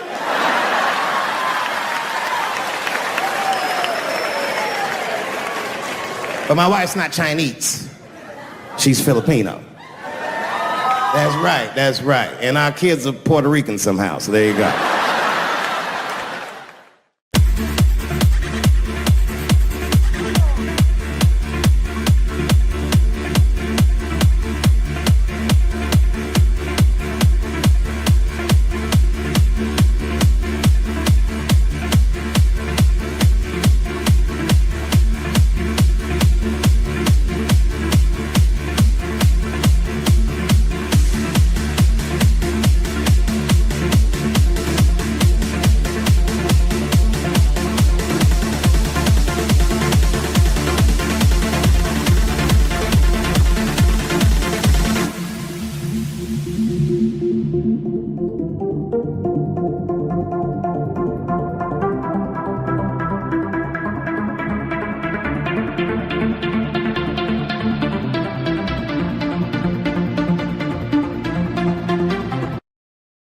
And me and her, like, we weren't arguing, but you know what I mean? She was just like, you need to stop doing that. And then I tried to change the subject. I go, how is school going, boys? And my sons tell me, well, we didn't have school today, technically. I'm like, well, what's going on? He said, well, there was like a school shooting drill. I never heard of this. You know what this is? They have drills that they make kids do where they practice what to do if somebody comes to shoot up their school. I'd never heard that before. I was like, what the fuck? Then I had to tell my sons the truth. I didn't want to tell them this shit. Son, listen to me. Fuck that drill. If somebody comes to your school and wants to shoot it up, I'm just gonna be honest with you. You probably gonna get shot, nigga. I'm just being real. You got a famous dad. I talk a lot of shit. They're gonna be gunning for you, little buddy. Just stay low and run in a zigzag pattern and don't try to save anybody, son. Do you understand me?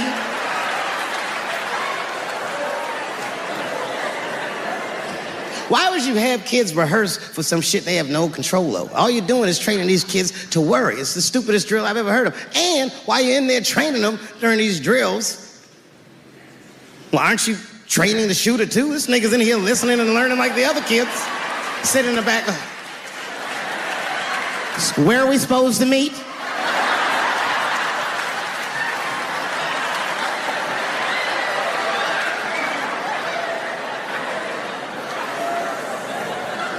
If you're a parent, this shit is terrifying. This shit is real scary. All the parents is looking at each other crazy. Because we know as parents that one of us is raising the shooter. Just don't know which one of us it is. All we know for sure is that if you're a white parent, the chances that it's you is exponentially higher than the rest of us. And shooting up school is a white kid's game. It's fucking crazy. You know, I hated school too. It never occurred to me. Kill everybody in school? It's fucking crazy. Just do what I did, nigga. Try some things. Have you skipped school, nigga? Skip school. Take a walk and meet some other kids. Fuck school, nigga. Try drugs. Have you tried drugs out, nigga? That might...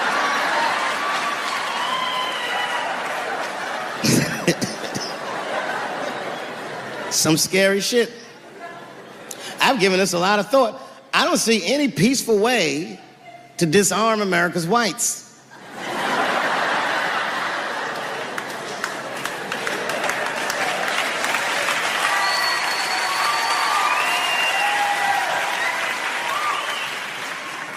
There's only one thing that's going to save this country from itself. Same thing that always saves this country from itself. And that is African Americans. Right. And I know the question that a lot of y'all have in your minds is, should we do it? Yeah, fuck yeah, we should do it. Listen, no matter what they say or how they make you feel, remember, this is your country too. It is incumbent upon us to save our country.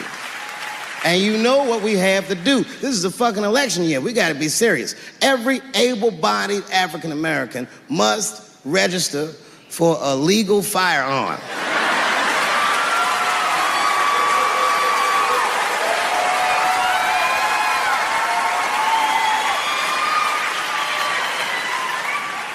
That's the only way they'll change the law.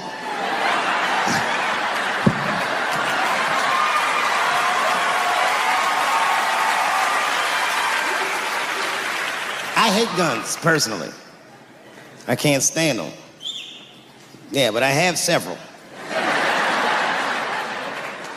I don't want them, but I feel like I need them. Don't forget where I live. I live in Ohio. And anyone that knows anything about Ohio knows that even the word Ohio is an old Native American word.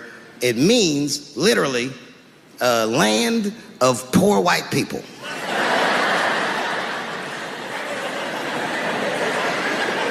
And I don't know what's going on down here, but in my experience, poor white people love, and I mean they fucking love, heroin. They can't seem to get enough of it. I didn't even know what I was looking at first. I was just driving like, why are all these white people so sleepy out here? These things.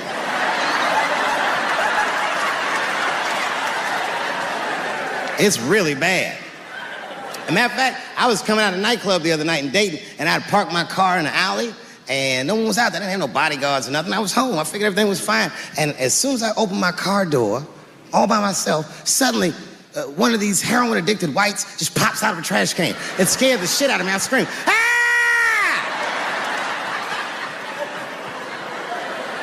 And then I realized it was a woman. She was fucked up. She's like, hey, man. Hey, man, relax, okay?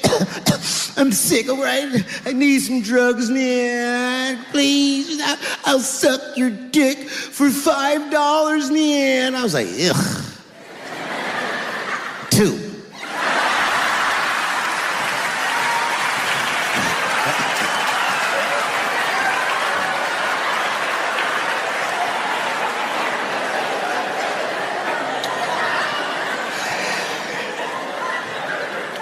Obviously, I'm joking. This opioid crisis is a crisis. I see it every day. It's as bad as they say. It's ruining lives. It's destroying families. Sadly, you know what it reminds me of, seeing it? It reminds me of us. These white folks look exactly like us during the crack epidemic. You know, it's really crazy to see. And all this shit they talk about on the news about how divided the nation is, I don't believe it. I feel like nowadays we're getting a real good look at each other. It's wild because I even have insight into how the white community must have felt watching the black community go through the scourge of crack. Because I don't care either. Hang in there, whites. Just say no. What's so hard about that?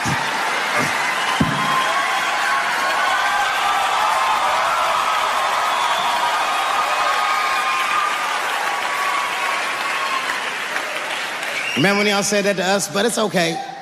There's no grudges. Now you finally got it right. Once it started happening to your kids, you realize it's a health crisis. These people are sick. They are not criminals. They are sick.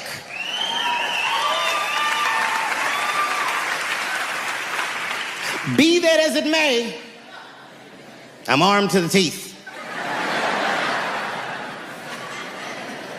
First gun I bought was a 12-gauge shotgun. I didn't want the gun. Remember, though, I'd moved to a farm, and I was sitting there on the porch, and I see a white dude walking across my property, entitled, like he's supposed to be there. He had a rifle over his shoulder, too. Ain't that a bitch? I said, what the fuck is this guy doing on my property? I was mad as shit, but I was unarmed. So I ended up just waving to this motherfucker like a bitch. I was just like...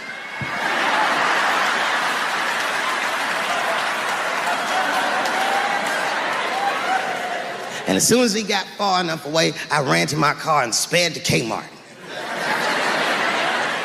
This is in a rural white area. And remember, I was nervous because the guy was on my property. I'm black and I was sweaty. You know what I mean? And I ran to the gun counter, black and sweaty, sweating and black. And I looked up at the nigga, I was like, I look like a slave or something. I said, I need a gun immediately, like that. Just like that. The guy didn't answer, no questions. He just grabbed a 12-gauge shotgun, handed it to me. I'd never even held a gun before. I'm not a dummy. I'm like, well, I need some bullets too. And the guy reached under the counter, put 2 box of shells on the counter. He said, all right, buddy, which box do you want? And I didn't know. One box had a picture of some ducks on it. The other box had a picture of some deer. I said, well, what's that box with them ducks? He said, oh, that there's birdshot. And then he goes just like this, I'm not exaggerating, he goes, that won't kill a man.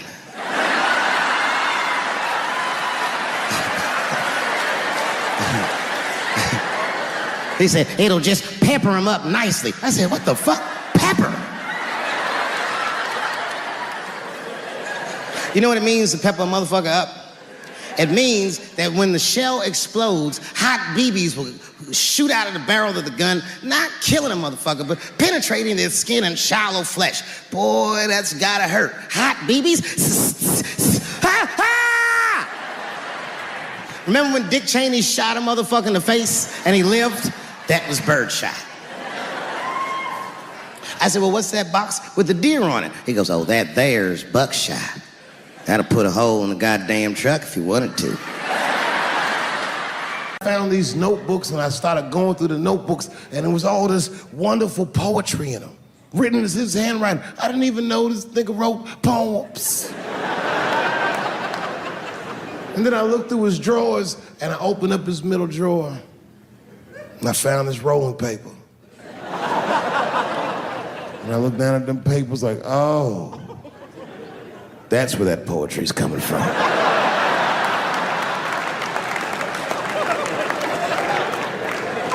And that shit broke my heart. I mean, I smoked weed, but I mourned my son's innocence. And I cried a little bit. And I took his papers upstairs to my room. Rolled some weed that I'd hid from the family. And I got really high. And then I got paranoid, so I put his papers back how I found them. But let me qualify the statement. I am what's known on the streets as a victim blamer. You know what I mean? If somebody come up to me like, Dave, Chris Brown just beat up Rihanna. I'll be like, well, what did she do?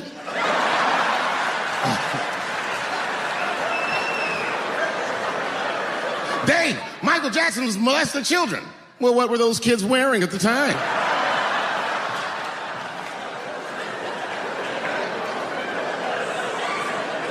I don't think he did it. But you know what? Even if he did do it, you know what I mean? You know what I mean? I mean, it's Michael Jackson. I know more than half the people in this room have been molested in their lives. But it wasn't no goddamn Michael Jackson, was it? You know, America has a racial hot seat. I think we can all agree that that's the truth. And we can also agree that that hot seat is traditionally occupied by African Americans in general, African American men in particular. Although I can see that in recent years, that seat has been occupied by Mexicans, and I dare say Arabs. And we, the Black Americans, would like to thank you both for your sacrifice and your struggle. We needed a break. We needed a goddamn break. We all go through something, but at least I can leave my backpack someplace. If you Arab and forget the backpack, you got about 20 minutes before they send that robot to blow your shit up. Stars. All our stars, man. R. Kelly pissed on his victim. I know, it was rough. But I mean, again, I can't even judge R. Kelly. First of all, we don't know if these allegations are true, and not even if they are true. If you want to know how I feel about it honestly, if a man cannot pee on his fans, I don't want to be in show business anymore because, well, that's why I got in the game, baby. I got dreams too.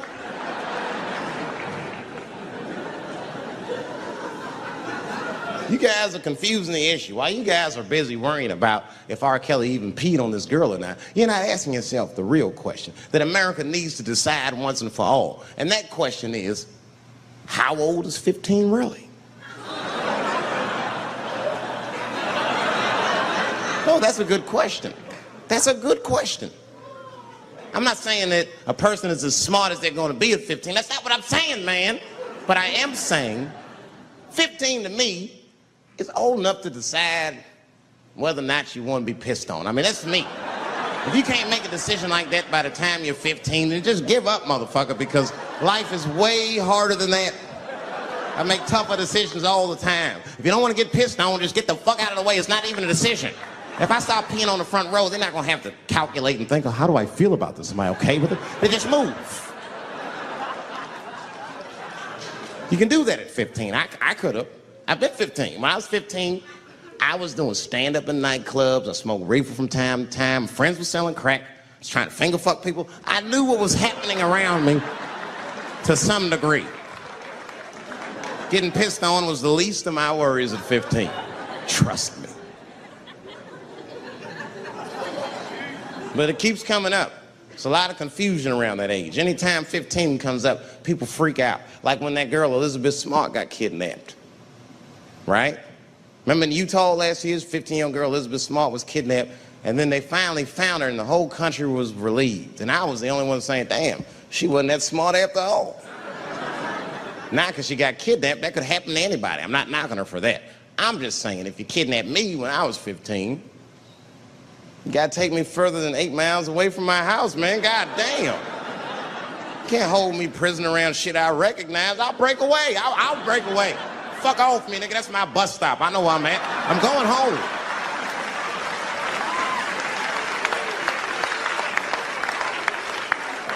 She was missing for 6 months, 8 miles away from my house. That's 2 exits, man. That's nothing. And while she was missing, during this half a year that this girl is missing, there's a 7-year-old black girl gets kidnapped in Philadelphia. Nobody knows her name. They might have talked about it 2 or 3 times on the news, but she should have been the top story. Because she chewed through the ropes and had both of these motherfuckers in jail in 45 minutes flat. 7 years old. I'm not making this up. These 2 crackheads kidnapped her and took her back to the crack house and tied her up.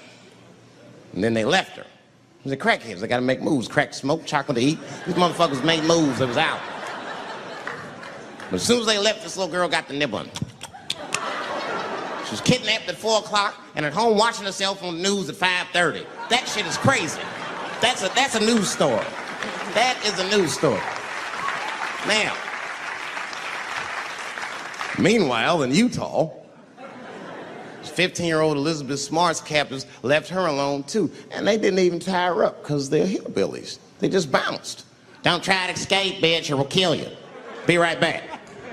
They leave. And she's 15 sitting in the house by herself. How am I gonna get out of this? Come on, Elizabeth, think. Think, Elizabeth, how am I gonna get out of here? Why don't you just open the fucking door and go outside? Have you thought about that? Do you have a quarter? Do you know your phone number? You're 15, bitch, run. Stop thinking and stop making moves. I know I sound mean, and I know what the people are thinking when I'm saying this. Dave, she is only 15. All right, but that's the discrepancy, because when you talk about a little girl like Elizabeth Smart, then the country feels like 15 is so young and so innocent. On the flip side, here comes 15 again. Now we're talking about a 15-year-old black kid in Florida. This black kid accidentally killed his neighbor when he was practicing wrestling moves that he saw on TV. Now, was he a kid? No. They gave him life. They always try our 15-year-olds as adults. This nigger knew what he was doing. It's a goddamn pile driver. If this kid gets on the ropes, there's no stopping him. You'd have to send The Rock to arrest him. And they gave a 15-year-old boy life in jail. If you think that it's okay to give him life in jail, then it should be legal to pee on him. That's all I'm saying. You got to make up your mind across the board how old 15 actually is. That's all I'm saying. So I'm going to tell you right now, if somebody comes in here and puts a gun in my head and says, Chappelle, you got a choice to make. You're either going to jail for a month or we'll let you go, but you gotta let R. Kelly pee on you. I'm not hesitating. Bring in R. Kelly and tell him to stay away from my ass. I'd rather get pissed on the outside than fucked in the butt on the inside, son. I can't go to jail with some smooth Botox balls and think everything's gonna be all right. It's not that kind of place. Take my chance with that piss. Piss will wash off with a 10-minute shower, I'm certain of it. This piss coming right out. What can I do? They're gonna put me in jail.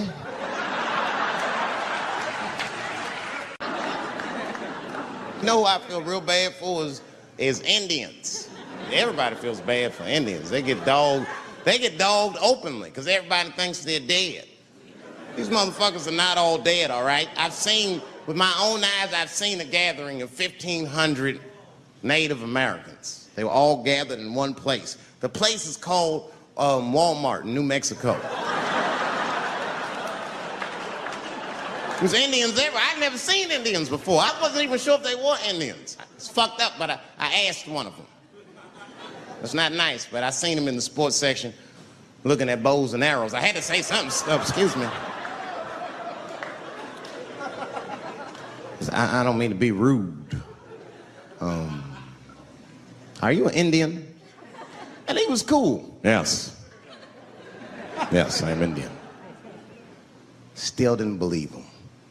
I had to test him to be sure. This is fucked up. But I had a gum wrapper in my pocket, so I balled that shit up and I threw it on the floor. And a single tear came out his eye. I said, oh, shit. I had so many questions. So what tribe are you from? I am a Navajo. I said, word. I studied you in social studies. You're a hunter-gatherer, correct? He said, I guess so. That's what you wish to call it. I said, why? What do you call it? He said, I am an alcoholic.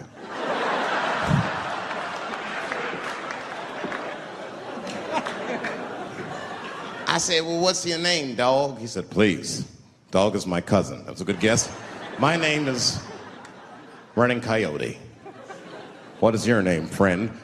And that shit caught me off guard. I mean, I didn't want to say my name was Dave to a motherfucker named Running Coyote. This don't feel good enough. He just put me on the spot. I said, huh? My name, what? Oh, my name's Blackfeet. Then I changed the subject. Forget about me. What's going on with you? I want to meet your chief. Why don't me, you, and your chief and your friends get together tonight? We could have a real live peace pipe smoking ritual. We need to celebrate, nigga. I thought you were dead. And he set it up. It was beautiful. It was just like I dreamed. We was all sitting around. Them Indians was beating the drum. Some other Indians came out the back with a long blanket that was folded in half and put in front of us.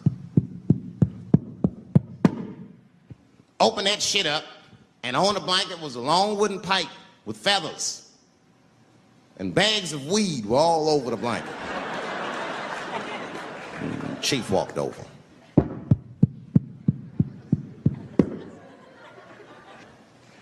The big ones are 50. The little ones are 25. And these are 10.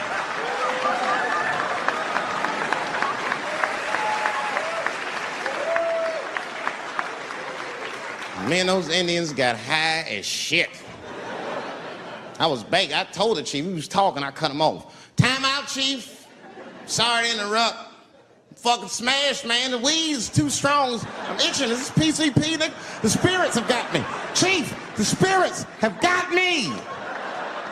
And the chief threw some water in my face. Calm down, blackface. Splash! I said, hey, it's Blackfeet, motherfucker. Take it easy.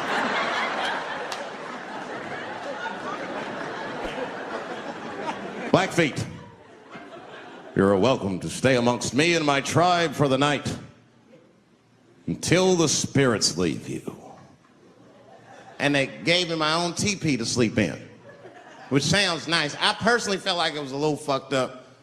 You know, because they all had houses, man. It's like, why can't I sleep with y'all in the house and watch TV? Nigga, I can't be on this grass all night.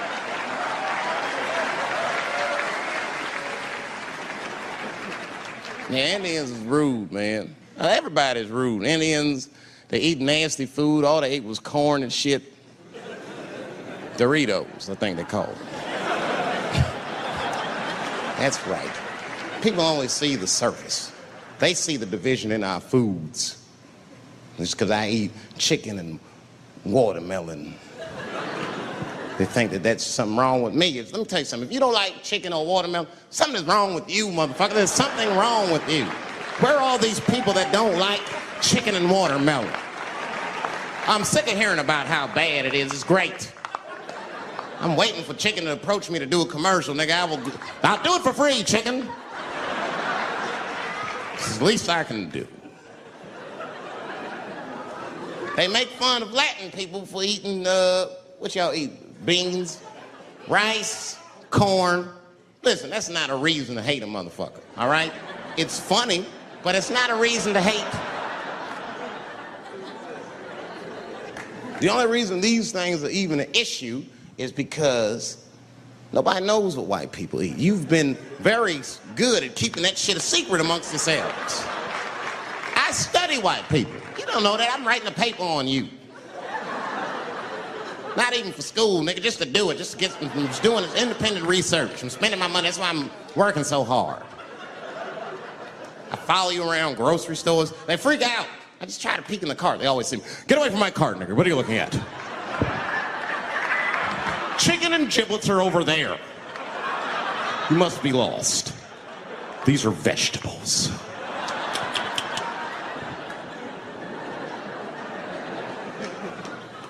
I know what you drink. See how quiet I got? Grape juice. Surprise, motherfuckers, you didn't know I knew about grape juice, did you? Oh, don't play dumb with me. Looking, what is it? A lot of black people don't have the privilege of knowing about grape juice because they have grape drink. It's not the same formula that you get. Ain't no vitamins in that shit. You might have one of your black friends over. Todd, would you care for a glass of grape juice? What? Nigga, what the fuck is juice? I want some grape drink, baby. It's purple. I don't think I know what a grape drink is. What? I have some apple juice if you want. What the fuck is juice? I want some apple drink. Scream.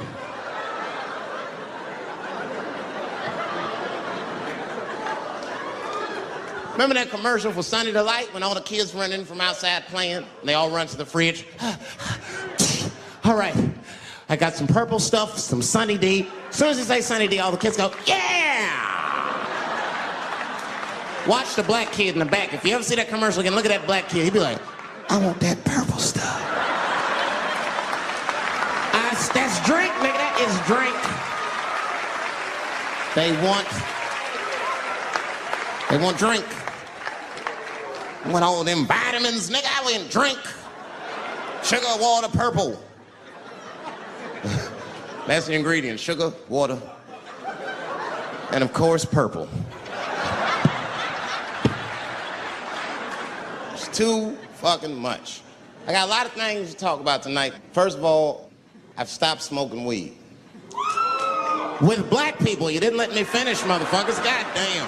I'm sorry, black people, to break the news so publicly, but I can't smoke with you anymore. Every time I smoke weed with my black friends, all you talk about is your trials and tribulations. I'm sick of that shit. I got my own problems. Nigga, that's a waste of weed. I'm smoking weed to run away from my problems, not take on yours. From now on, I smoke weed exclusively with white people. Calm down, motherfuckers. You win by default. You got good weed conversation. All white people talk about when they get high is other times that they got high. I can listen to that shit all night. Dude, remember at Frank's last week? It's fucking smashed, man. And catalogs everything they drink. 2 shots of Jaeger, tequila, 4 bong hits, man. Beer, cheeseburger.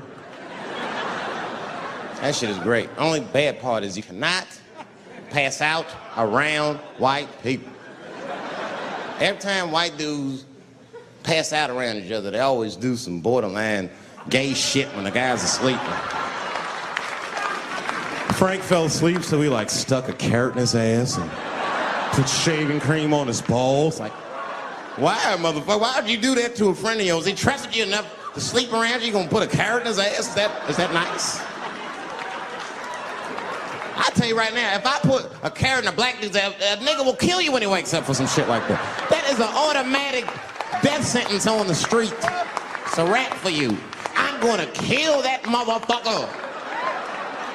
I thought y'all was friends, baby. What happened? I fell asleep at his house, right? We was drinking, and I fell asleep at his house, and while I was sleeping, right? I'm just gonna kill that motherfucker, all right? That's all you need to know. And fuck carrots.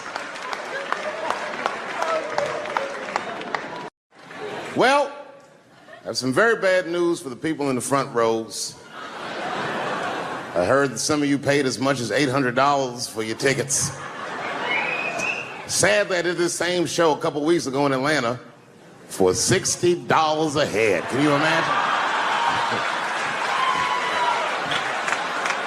Nigga, you could have flown to Atlanta, got a hotel, had some dinner, and came back and you still have a little money left over, niggas.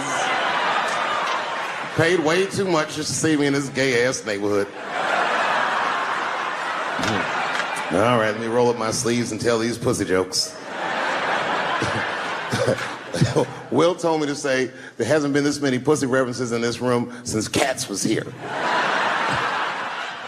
Boy, I gotta tell you, man, I've been doing this set all week, and boy, I've been telling these jokes, and sometimes niggas look like they're in actual pain over the jokes. None of it's that bad to me, but I understand why it could hurt some people's feelings. So tonight,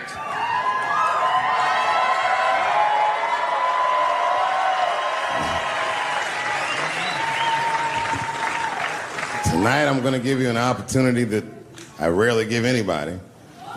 I'm gonna let you say whatever it is you need to say to my face, or ask me whatever it is you wanna know. But there are no dumb questions allowed. If you ask a stupid question, you'll be asked to leave. Nah, I'm just kidding, go ahead. Everyone relax, come on. Oh yes, sir, in the front. 2 questions. How often do you write? And can I have a cigarette? All right. First, you may have a cigarette, but remember, this is not jail, motherfucker. This lady right here. I have a question. Do you remember this scene? Oh, I do remember that. Ma'am, I'm gonna have to ask you to leave. That was a terrible question. This gentleman in the front with the salmon-colored shirt on. I was wondering if you had any advice for young comedians that you generally give, and... Are you thinking of doing comedy? I've never done it before, but watching you has made me want to try it.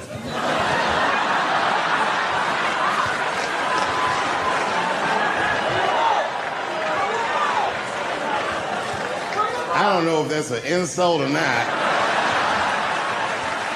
It's a compliment. It's. I mean, niggas don't say I've never done brain surgery, but it looked a lot easier than I thought. I'm teasing. All right, here'd be my advice. Okay, I don't know how comedians start nowadays, right? But what I would suggest is just start. And once you start, you can't really stop, no matter what happens, no matter how bad it gets, no matter what people say. You know what I mean? Because comedy is weird like that. You know why I hate watching other comedians do comedy? Not because I hate other comedians, but because I love comedy so much. It's like watching somebody else fuck your girl. And I say, fuck her better than that. Yes, you on the aisle up there, the lady with the long... Yes, you, standing up. I see you. My favorite book of all time, the narrative of the life of Frederick Douglass.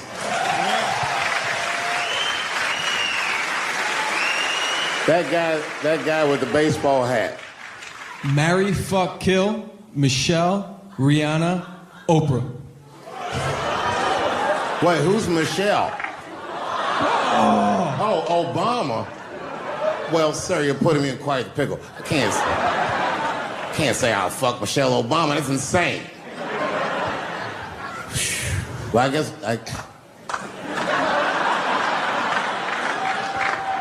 I mean, because I wouldn't kill any of those women. But I'd fuck all three of them.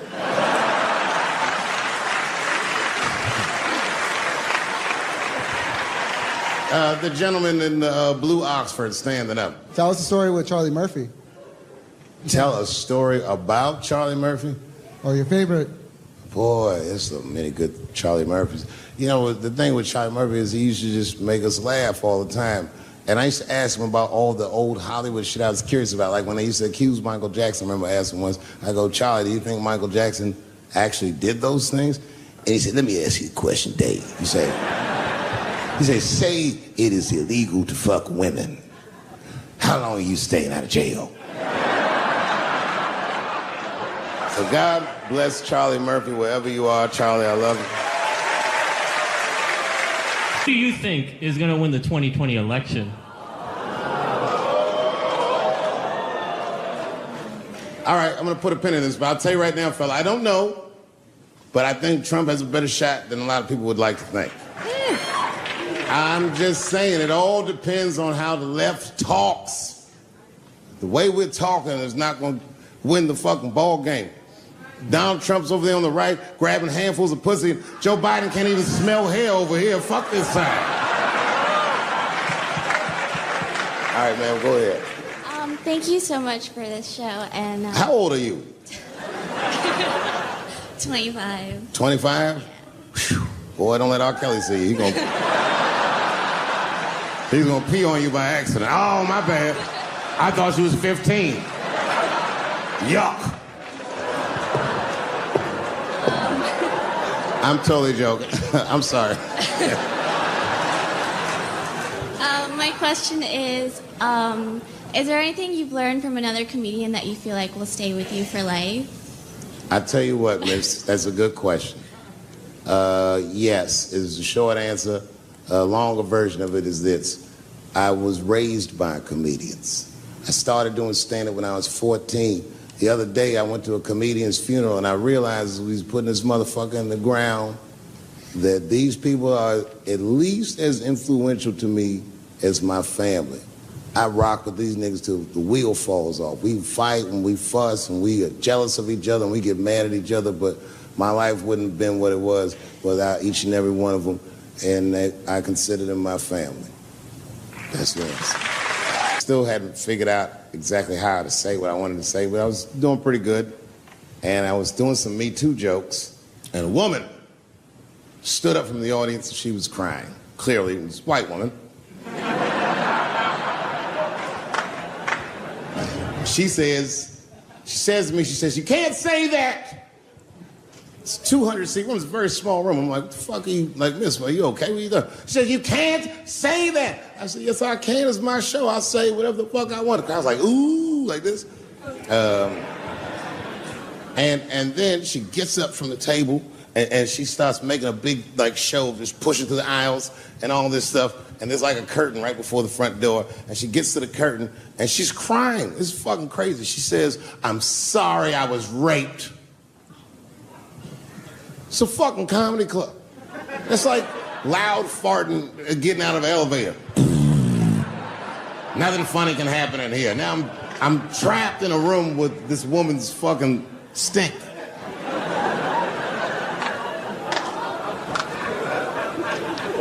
And I say, miss, it is not your fault that you were raped.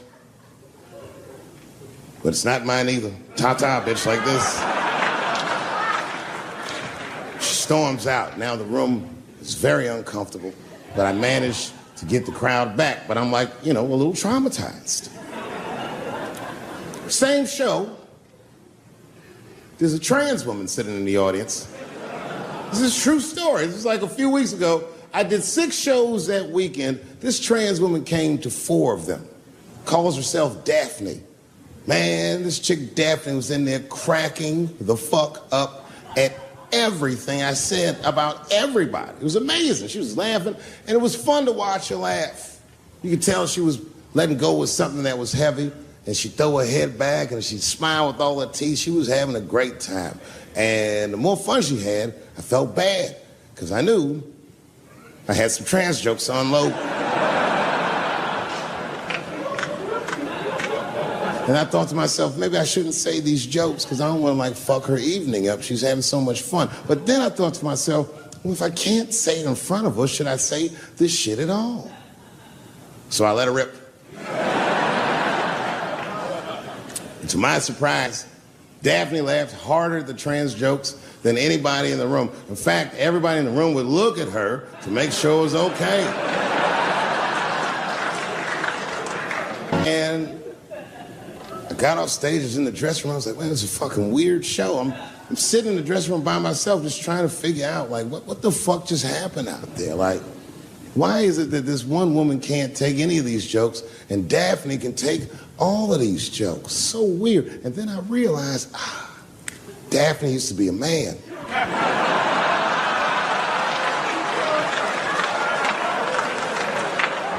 So now I go out of the dressing room and like you can see like all the staff was there like cleaning the club up, the audience had gone, and sitting at the bar by herself was Daphne. And she's like, hey, Dave, come join me for a drink. And I don't want her to think that I'm transphobic or nothing, so I'm like, fuck, I guess I can have at least a drink. And we get some tequila and we're sitting there. And she was fucking cool. Turns out that Daphne, she wants to be a comedian. She was asking me for advice, and I told her advice and all that shit. And then she says to me, she says, boy, you sure do get a bad rap for your trans jokes. I said, Daphne, thank you, but you don't have to say that. I hope I didn't offend you. She goes, no. She said, in fact, I read about you in the New York Times. I said, you did?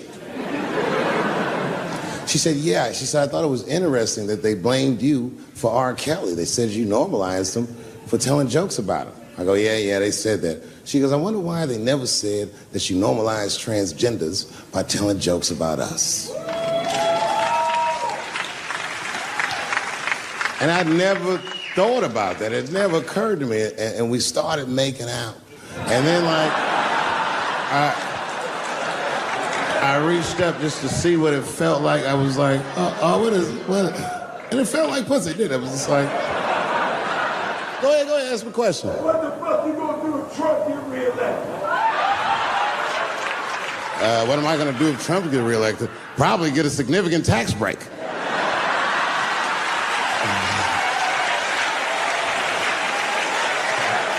Hey, you wanna know why I don't even talk about Trump in my show? Because that motherfucker is not the hokey pokey. He is not what it's all about. There's millions of people that put him in power, and the ideas that he puts forth are not his own. He's singing poor white people's greatest hits.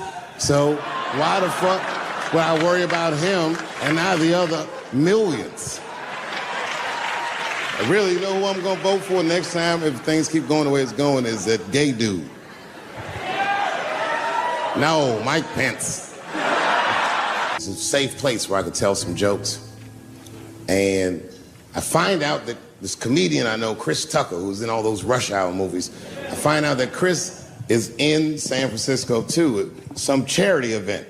So I call him, I'm like, yo, I just saw you at some charity event. I said, I'm doing a show at the Punchline. Why don't you come by the club after your event? And he's like, cool, Dave. I thought she was dead, nigga. I'll come by. He says, is it okay if I bring some friends? Because, you know, I'm with a lot of people. I go, man, you Chris Tucker. You can bring whoever the fuck you want. And then I show up to the club late that night. I walk into the dressing room, and sitting in the dressing room is Gavin Newsom, who at the time was the mayor of San Francisco, but now he's the governor of California. And sitting next to him was Kamala Harris, who at the time was the DA of San Francisco, Now she's the senator from California that's front running on the Democratic ticket. And sitting next to her was Al Gore. It's fucking weird. And sitting next to Al Gore was the guys from Google, Sergey, and I don't know how to say these. All right. And it was Chris Tucker and Ben Jealous, who at the time was the president of the NAACP, who was all just at this big charity dinner, and Paul Mooney was drinking scotch.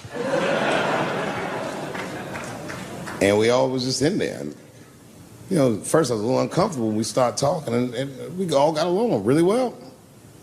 Well, at some point, Kamala Harris says to me, she goes, you know, a friend of mine is announcing his candidacy for president tomorrow. I went to college with him. I'm like, what? I go, Barack Obama? She goes, you've heard of him? I'm like, yo, I just read about this dude. And she goes, yo, yeah, blah, blah, blah, we talking. She goes, you know what? She says, let's call him on the phone. I said, what the fuck? And she picks the phone up and she dials and she's listening like this. And she goes, this is voicemail. And she gives me the phone, she goes, leave him a message. You know, I didn't know what to say. I just said what you say to any black dude that's running for president. You know, stay low, running a zigzag pattern, this kind of shit.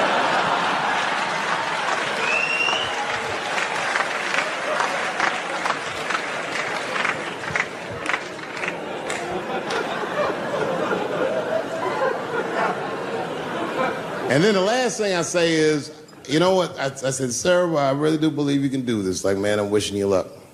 Now, next day I wake up and go for coffee at a place called the Embarcadero. It's like an eatery by the sea in San Francisco. And I'm walking to the coffee shop and there's a police line and I can't cross the tape. But then I figure, fuck it, I'm Dave Chappelle, so I go into the thing like this. And the police yoke me. These motherfuckers like tackle me immediately. And I see over the police's shoulder Gavin Newsom. I couldn't remember his name, but I remember the night before I had kept teasing him and saying he looked like Christian Bale, the guy from the Batman movies. So I see him and I can't remember the name, so I'm just like, Batman, help!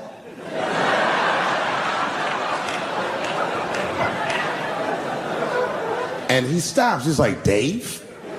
And then the police see that the mayor knows me, so they all like, oh, sorry about that. And he's like, hey, back up, everybody. And he just picks me up. He's like, I'm really sorry about that. I'm like, I'm fine, don't worry about it. And he's like, listen, I'm here with Prince. Would you like to meet him? I'm like, I know Prince. That's my nigga. And we go around the corner, and it was Prince Charles, the Prince of England. I didn't know the protocol of meeting royalty. You're not supposed to touch him. I dapped him up like a nigga. My nigga. Just hugging him and shit like this, dapping him up, like this. And that nigga was cool too. I was like, it's really fucking weird. And then I was just out there in the upside down, not having no TV show, trying to figure life out. And the election was going on in the background. And this guy, Barack Obama, was picking up steam. This motherfucker was killing it. And I had a chance to go to the last debate on the Democratic ticket. And I went. It's me and Chris Tucker sitting in Myrtle Beach, South Carolina. It's the last three candidates. It was Barack Obama, John Edwards, and Hillary Clinton. Now, Obama's a lot taller than Edwards and Clinton, and he had the center podium. And at one point, they're all on stage, and they start fussing, and Obama goes, look, none of us are perfect, like this. And his hands was like this, and there was light shining behind his head, and the other two candidates was looking up at the nigga, and I was sitting in the audience like, this nigga looks like Jesus.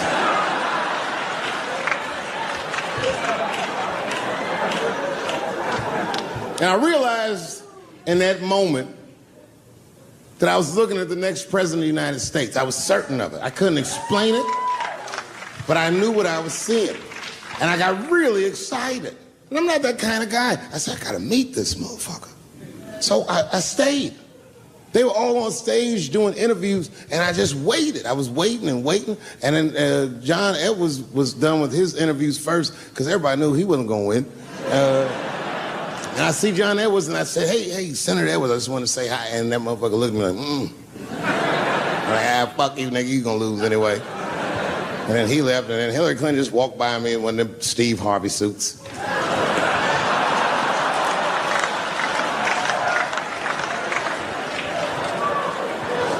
But Obama was taking forever.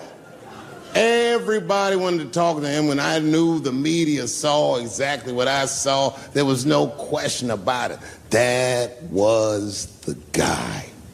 I waited and I waited, and finally, must have been over an hour and a half, he finishes his last interview. He's like, well, thank you very much. Good talking to you. And he turns around, and we make eye contact. He sees me, and when he sees me, he looks over, he goes, Dave Chappelle. And Obama did me the same way I did Prince Charles. He dapped me up, and he like bro hugged me, and he pulled me in, and I'll never forget this. He said in my ear, I got your message. Thank you very much, New York City. Thank you very much for being here. But before I start tonight, I just wanted to read a brief statement that I prepared. I denounce anti-Semitism in all its forms. And I stand with my friends in the Jewish community. And that, Kanye, is how you buy yourself some time.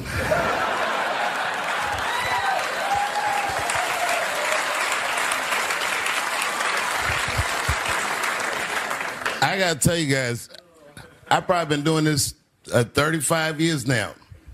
And early in my career, I learned that there are two words in the English language that you should never say together in sequence.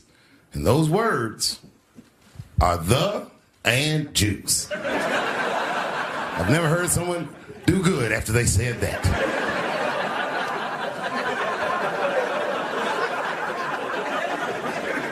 Kanye's gotten into some scrapes before. Normally when he's in trouble, I pull up immediately. But this time I was like, you know what? Let me see what's going to happen first. Just want to see where this is all going. I can't even remember how it started. Vaguely, I remember it started with a tweet, strange tweet. It was like, I'm feeling a little sleepy. I'm going to give me some rest, but when I wake up, I'm going to go DEFCON 3 on the Jews. And then he just went to bed. I was up all night worried. What is he going to do to the Jews?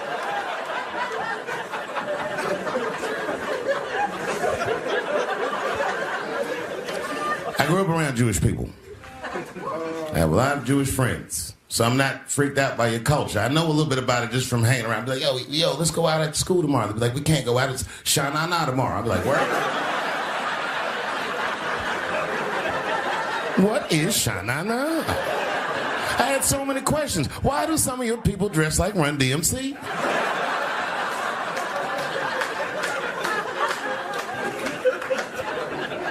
When Kanye woke up from that nap, he went right to work. A year ago, I'd seen him on a podcast called Drink Champs, a great show, and it was an amazing appearance. Noriega and them were there, the rappers that I love, and they all had their gold chains and stuff on. And Kanye said, only millionaires wear chains. They said, what? He said, I'm a billionaire. Billionaires don't wear their money on their body. I tucked my chain and I said, oh, snap. That's right. It was a good appearance. It was fun and funny. But when he woke up, he went on Drink Champs again. This time, he was on one. He was mad about something. He said, I can say anti-Semitic things, and Adidas can't drop me. Now what? Adidas dropped that nigga immediately.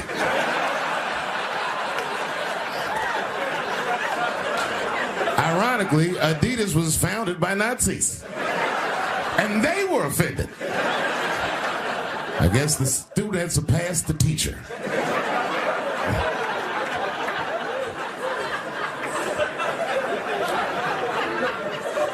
It's a big deal. He had broken the show business rules. There's just a rule. You know, the rules of perception. If they're black, then it's a gang. If they're Italian, it's a mob. But if they're Jewish, it's a coincidence, and you should never speak about it.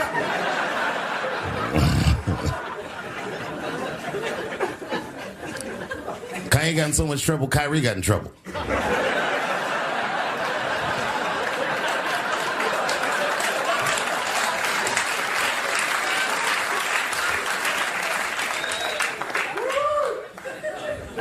Kyrie Irving posted a link to a movie that he had seen on Amazon. No caption on the post or nothing like that. But apparently this movie had some, I don't know, anti-Semitic tropes or something. And it was some weird title like From Hebrew to Negro or something. And the NBA told me he should apologize. And he was slow to apologize. And then the list of demands to get back in their good graces got longer and longer. And this is where, you know, I draw the line. I know the Jewish people have been through terrible things all over the world, but you can't blame that on black Americans. You just can't. You know what I mean? Thanks to the one person that said me. A fair punishment would be he should just post a link to Schindler's List and y'all write your own captions.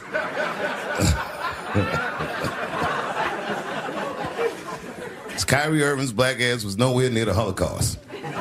In fact, he's not even certain it existed.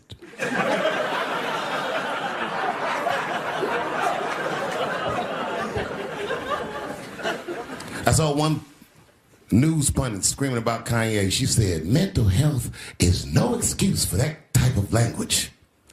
Yes, it is, bitch. You can kill somebody if you're mentally ill.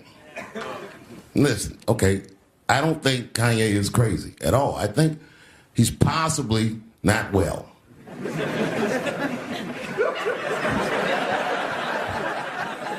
Well, I've been to Hollywood. I don't want y'all to get mad at me. I'm just telling you.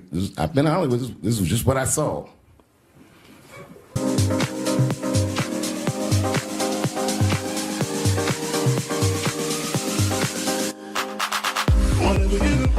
Don't fall for me. Don't put your trust in me. Don't even lie for me. I want you, honey. I don't get it. It's a lot of Jews. Like a lot. But that doesn't mean anything. You know what I mean? There's a lot of black people in Ferguson, Missouri. Doesn't mean we run the place.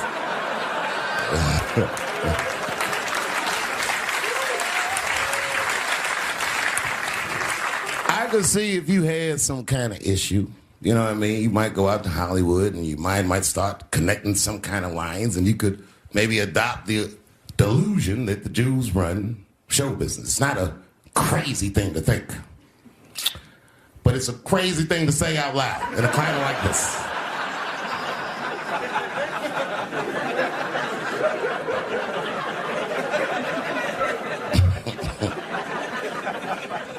Now the midterms are over in this crazy climate, and I got to tell you, I feel like this midterm, like all of humanity depends on it. And it's an ominous sign. The most ominous sign of the midterms, I believe, would be Herschel Walker, who I don't want to speak badly of because he's black. But I have to admit, he's observably stupid.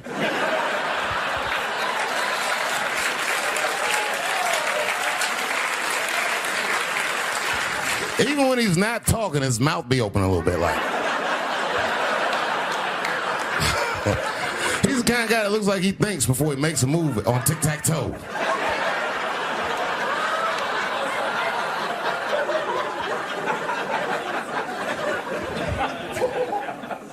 And I'm watching the news now, they're declaring the end of the Trump era. Now, okay, I can see how in New York you might believe this is the end of his era. I'm just being honest with you. I live in Ohio amongst the poor whites. A lot of you don't understand why Trump was so popular, but I get it, because I hear it every day. He's very loved. And the reason he's loved is because people in Ohio have never seen somebody like him. He's what I call an honest liar.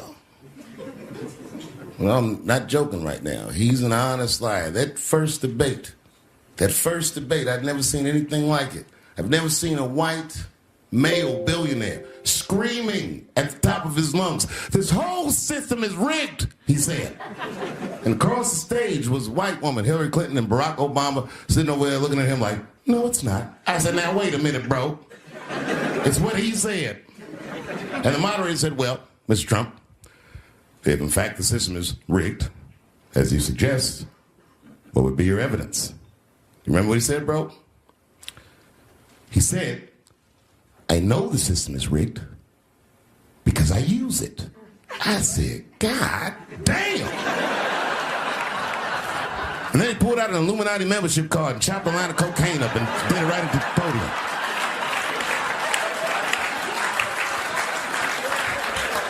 No one had ever heard someone say something that true. And then Hillary Clinton tried to punch him in the taxes. She said, "This man doesn't pay his taxes." He shot right back. "That makes me smart."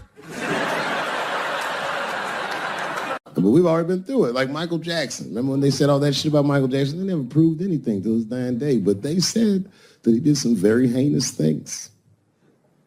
And one time I watched a documentary about it. They were talking about all the shit Michael Jackson allegedly did. And as they were saying all these allegations, they started showing pictures of his home, the Neverland Ranch. You ever seen Michael Jackson's house on television? Well, the short of it is, there's a lot of things for kids to do with that place.